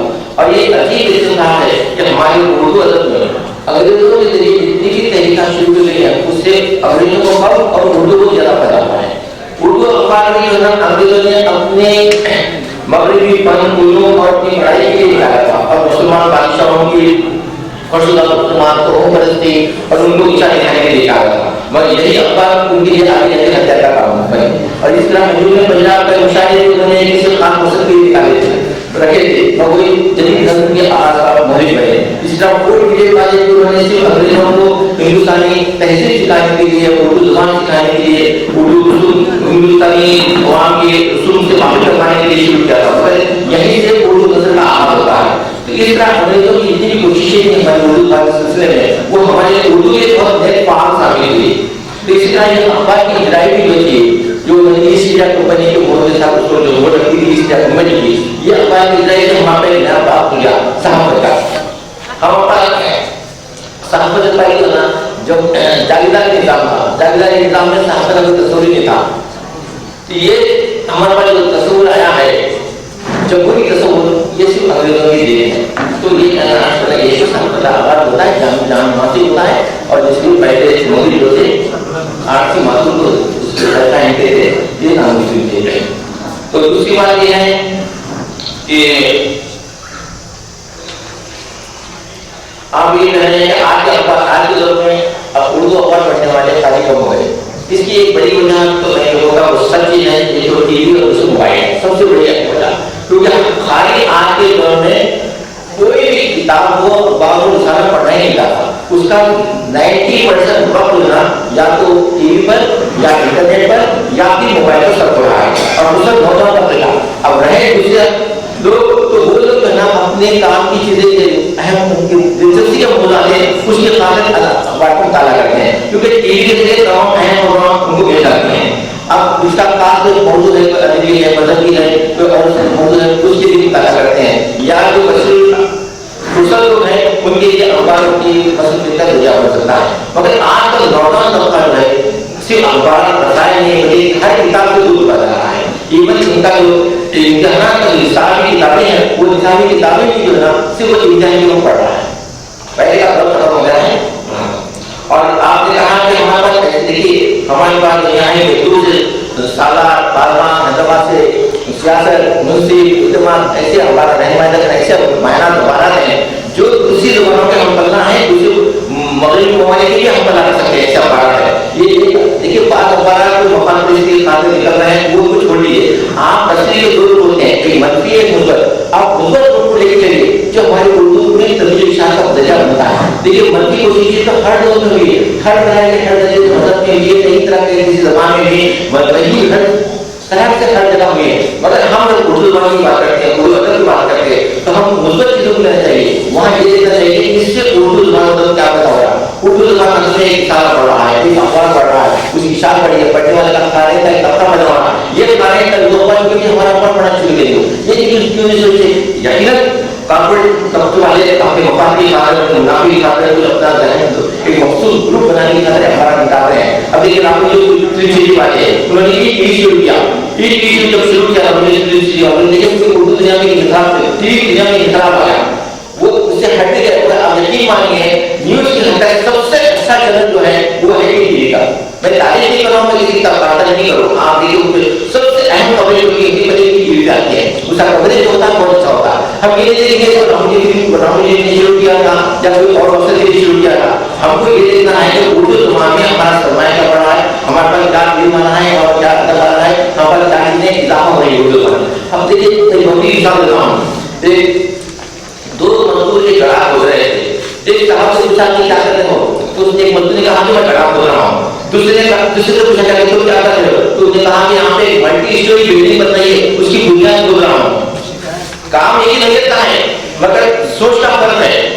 इसी तरह अमेरिका की कंपनी ने जो कंपनी ने अफ्रीका में अपने दो कंपनी में अपने को भेजा सर्वे करने के लिए, देखिए क्या अफ्रीका में जूतों का क्या मार्केट है। तो एक कंपनी के एजेंट ने बताया कि यहाँ पे जूतों का कोई मार्केट ही नहीं है, क्योंकि यहाँ कोई जूता पहनना जानता ही नहीं, सब नंगे पैर फिरते हैं। दूसरे ने कहा कि यहाँ पे जूते की कंपनी खाएंगे तो जबरदस्त मार्केट है, क्योंकि लोग यहाँ जूते पहनते ही नहीं, जब हम जूता पहनना सिलाएंगे एक दो नहीं लाखों लोग जूते पहनेंगे और हमारे को एक नहीं दो नहीं बीसों कंपनी यहाँ पे कंपनियां कायम करनी पड़ेगी, फैक्ट्रियां कायम करनी पड़ेगी। इस सोच का फर्क है कि हम किस तरह से सोचते हैं इस बात को, किस तरह से लेते हैं इस बात को। तो कभी भी हम उस पहले को लें तो यकीनन हमारे पास जो ना अच्छी सोच पैदा होगी और अच्छा दिल पैदा होगा, अच्छा जहन पैदा होगा और हमारे आने वाली नस्लों के पास भी जो है एक अच्छी सोच पैदा हो जाएगी। हम ये कोशिश करें कि जहाँ वो भी किसी मकसद से कोशिश शायद मगर हम ये देखें कि हमारे उर्दू को किस तरह से हमारे उर्दू ज़बान पैदा होता है। यकीनन बहुत सी कौमें हैं, ऐसी जमातें हैं जो हमारे मतलब वाली ज़बान को नुकसान पहुंचाने की कोशिशें कर रही है और उसके बावजूद भी हमारा मकसद न हमारी ज़बान कभी मिटने वाली है न मिटेगी, हमारा दावा है यकीन काम नहीं करना। क्योंकि उर्दू ज़बान के ताल्लुक से आप हमेशा सुन जाए ये मरने वाली ज़बान है, मरने वाली कभी नहीं बड़ी। बदल के ताल्लुक से ना सुना है तो बदल काबिल गर्दन रहती है, बदल की गर्दन बेकदर मारनी चाहिए, बदल नहीं मशीन उर्दू ज़बान है और उसके बावजूद जितना जुमला है बदल हमारी उर्दू शायरी क्या हुआ है वो सब कुछ इतना है। इस तरह की बातें जो है हम ऊपर इसको लेके चलें तो या अखबार हो या रसायन हो या हमारी उर्दू किताबें यकीनन इसके खाली कम है, यकीनन इसके खरीदने कम है, मगर हम इसे इसके बावजूद भी आज के दौर में यहाँ के चाकू बेंगलुरु शहर से, कर्नाटक से, हैदराबाद से, मुल्क के मुख्तलिफ मुहावत से हर जगह से उर्दू अखबार और उर्दू रसायन कच्ची तादाद में शामिल है। और इसके अलावा इंटरनेट पे जो उर्दू अखबार उर्दू रसायन आए हैं और उनके पढ़ने वालों की तादाद हजारों की लाखों में पहुंच गई है। ऐसा नहीं है उर्दू ज़बान खाली खत्म हो रहा है और आजकल उर्दू इंटरनेट पे तो उर्दू का तमाम लिटरेचर, उर्दू का तमाम चीजें इंटरनेट पे हो जाए, ये इससे बड़ी कंपनी आप बताइए इंटरनेट इतना बड़ा दरिया है, कहा जाता है कि अंग्रेजी का बिल्कुल नहीं है। मैं तो कहूँगा जितना उर्दू का सरमाया शायद अंग्रेजी का उतना सरमाया होगा। हर तरह कोई चीज ले लिया उर्दू की पूरी डिक्शनरी आपको इंटरनेट में मौजूद है, एक करके एक ही हिसाब मानिए आपको इंटरनेट में जाएंगे, एक सेकंड में बटन दबाइए और इंटरनेट पूरी डिक्शनरी जितने माने उतना मुरादी माने और अंग्रेजी माने दोनों माने मौजूद है, इस्तिलाही माने और मजाजी माने दोनों मौजूद है। कोई मतलब ऐसा नहीं है जिसके माने आपको नहीं मिलेंगे।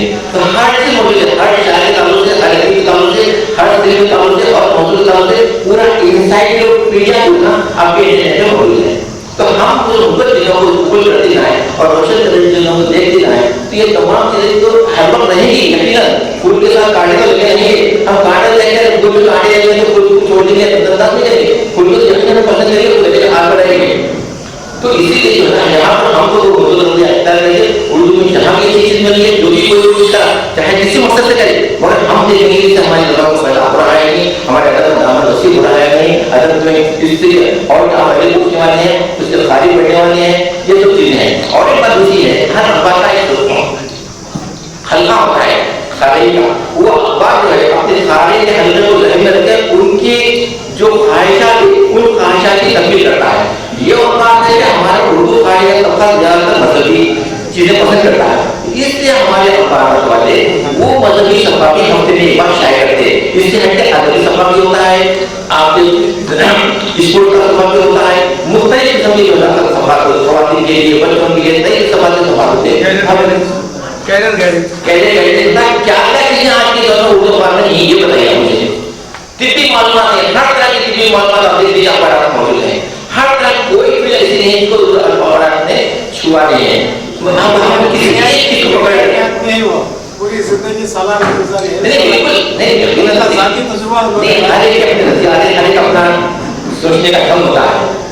आपने जो सोचा, आपके यहाँ से बिल्कुल आपको हक है जो चाहे बात कहने का, गुलाबती रखने का, और जो आपका तजुर्बा है उसकी बिना में उसका एहतराम भी करते हैं। मैं मुझे भी अपनी बात कहने का हक है, तो मैं भी जब अपने कहूँगा, मैं अपने दिल से कहूँगा, मैं अपनी सोच से, अपने दिमाग से कहूँगा मेहमान, तो हम जो है उर्दू अखबार के मामले में होने इल्जाम नहीं करा सकते, क्योंकि उर्दू अखबार खाने की खाहिशा का एहतराम करते हैं और खाने, क्योंकि आप एक किताब से या किसी रिसाले से कोई चीज को पढ़ते हैं, वो चीज उसमें ना मिले तो आपको पढ़ना पसंद करिए। ये मिसाल दोनों का आप अलग लोग है आपका या मतलब लोग है, अब आपको मिसाल सलाह दे जाएगा फिर मिसाल या कोई दूसरी मिसाल का पढ़ेंगे उठाने नहीं देंगे है ना, तो आपके खाहिशा की तकमील करता है वही चीज आप पढ़ेंगे। तो अखबार की जो ना खाने के खाहिशा की तकमील करते हैं, उनके पास हर अखबार के पास उनके खाने का तबका होता है, उनका खास वो उनकी सोच और फिक्र और उनकी खाहिशा की तकमील के लिए जो है पूरा जो तकमील किया जाता है, उसके बाद उन्हें उस तरह की खबरें आप तक पहुंचाते हैं। आप चार अखबार सामने देखिए, हर अखबार एक दूसरे से थोड़ा मुख्तलिफ लिखेगा, हालांकि खबरें सब में काम रहेगी, किसी में सियासी चीजें ज्यादा रहेगी, किसी में समाजी चीजें ज्यादा रहेगी, किसी में मजहबी चीजें ज्यादा रहेगी, किसी में खेल की चीजें ज्यादा रहेगी। इस तरह हर अखबार का खारिज होता है, वो उस चीजों को पसंद करता है। आप 10 अखबार पढ़िए और आपकी पसंद का जब तक अखबार आपको नहीं मिलता उस वक्त आपको तशब्बी नहीं होती। आप अगर सवाल के खाली है या बागबान जो खाली है, आपके सामने 10 अखबार रखिए ना, 10 अखबार पढ़िए और जैसे सामान्य बागबान सामने का झट से उठाएंगे तो उसका पता लगेगा। हालांकि तमाम हमने पढ़ चुके हैं, मगर आपका अटैचमेंट आपकी जहनी रवानी जो है सालार से या जो है बागबान से है, तो वही अखबार पढ़िए। कितनी बात है रेडियो पे ये लाभ में देखिए, उसके बाद आप अखबार की अहमियत की कहानी पढ़ सकते। अखबार कल भी अहम था, आज भी अहम है और कल भी अहम रहेगा। तो ये अखबार ताल्लुक से जो हमारे पास मंदिर रवैया आ रहा है कि देखिए पढ़ने वाले को जो है आहिस्ता आपका जैसे जॉब बदलेगा, ये दौर हट जाएगा, आपके लोग इससे रुक कर जाएंगे, कि ये इंटरनेट है या टीवी है या मोबाइल है, उससे रुक कर जाएंगे। फिर लौट के जमाना आएगा, फिर लोग ना मुताबिक राजी होंगे इंशाअल्लाह, मेरा यकीन है। और जैसे कि बहुत सी बातें हुई हैं, मतलब ऐसे भी है और भी ऐसे भी है कि बाकी कभी इसकी वजह से हम और वक्त दे सके।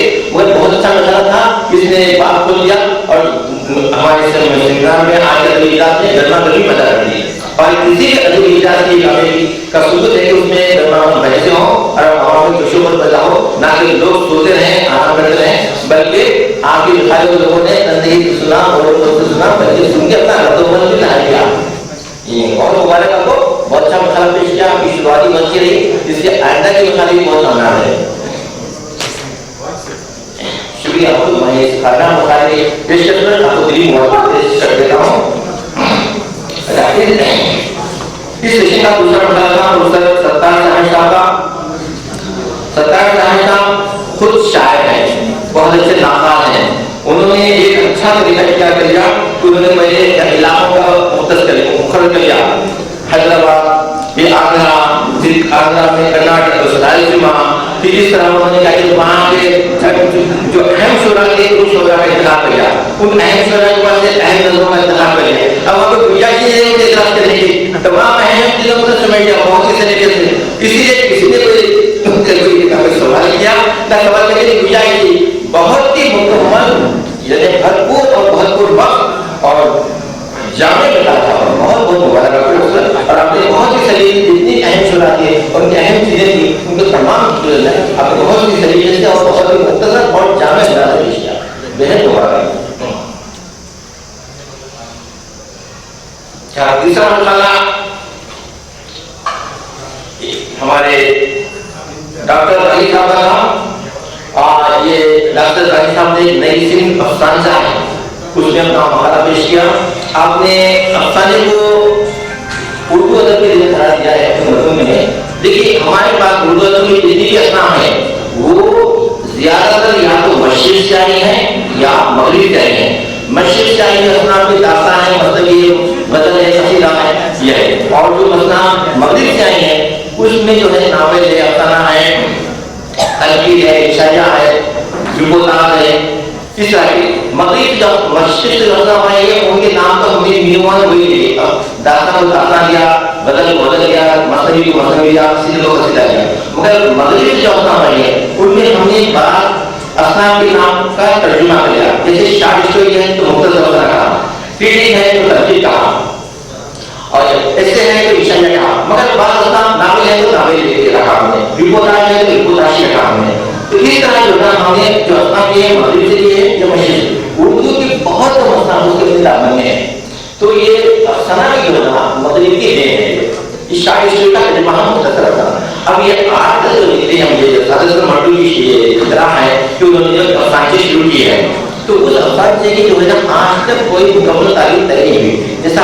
آج تک ہم ناولیں کی تعلیم طے نہیں کر سکے کیونکہ ناولیں کو آج بھی جو نا ناول اور افسانے کے درمیان کی بڑی کہا جاتا ہے تو اسی طرح جو نا ہمارا افسانہ نہیں ہونا کہ ایسا لکھا ہے تو آج تک نہ ادب کی نہ صحافت کی نہ شاعری کی مکمل تعلیم کی ہے ہم اپنے طور پر اپنے طور پر کوئی تعلیمیں کرتے ہیں مگر حتمی تعلیم تو ایسی نہیں ہے کہ ہم کہتے ہیں کہ یہی ادب ہے کہ پیشانی میں لگانے ہیں اسی طرح افسانے کی جو تعریف کی آپ نے جو ٹیکنیک کی جو اجزائے تقریب بتائے وہ بھی جو نا آپ نے کوشش کی ہے مگر یہ قطعی حتمی نہیں ہے کہ وہی جو نا اجزائے تقریب وہی فارم یہ کوئی ٹیکنیک جو ہے افسانے کی مقرر کی ہے کیونکہ یہ صرف ابھی نہیں ہے اس کو بہت آگے بڑھنا ہے اس میں لکھنے والے صاحب نے کہا کہ تقریب کو یہ فرضہ بنا دیا ہے بالکل صحیح کہا تو اس طرح بہت سے تجربے ہوتے رہے صرف جو جس طرح بچہ اچانک دوڑنے نہیں لگتا چلتے چلتے دوڑنا سیکھتا ہے اسی طرح کوئی سے جو پہلے اپنے ابتدائی دور میں ابتدائی دور میں کچھ اس میں خامیاں کی ہیں خوبیاں کیا کی ہیں باقی طرح سے مستقم ہوتی ہے تو اس کی شناخت بنتی ہے اس کے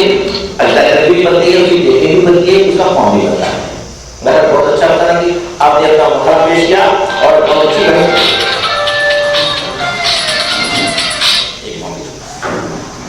تو بہت دیر مبارک بہت اچھی کوشش کی بہت اچھی نئی فلم پر آپ نے کوشش کی بہت بہت مبارک اچھا اس سیشن کا آخری مقابلہ تھا وہ تو استاد اساتذہ ہیں پروفیسر سید شاہ مدان صاحب وحید نے اور کل اور آج جو عنوان سے محاورہ تھا اور ڈاکٹر صاحب خود خانہ نگار ہیں اور وہ اس سے ان کے تعلق سے کچھ کہنا اب بہت کچھ سوچنا پڑتا کہ نہیں تو خود کرنا پڑتا پہلے کیا کہا جائے اور کیا نہ کہا جائے اور آپ نے جو کہا کہ پہلے خانہ نگار برتن آتے ہیں کیونکہ خانہ نگاری کے اہم نگاہ کو پیش کرا دیا آپ نے اپنے مخالف کو مختصر بھی کر دیا مختصر کر کے بہت سی اہم باتیں کی ہوں گی اور یہ بھی بتایا گیا کہ کہا شخص کے اہم خطرات پیش کرتا ہے شخص کے اہم کوششوں پر روشنی ڈالتا ہے شخصیت کی رہنمائی کرتا ہے اور ایک بات ہم نے کہیں جیتے جاتے انسان پہ خاکہ لکھا جاتا ہے یہاں سے ایک بات کہی تو میرے خیال سے اس میں تھوڑا سا ترمیم کی ضرورت ہے کیونکہ ضروری ہے کہ ہر خاکہ سے زندہ اشخاص کو لکھا جائے بہت سے خاکے ایسے ہیں جو ان کے گزرنے کے بعد لکھے گئے ہیں تو گزرنے کے بعد بھی انسان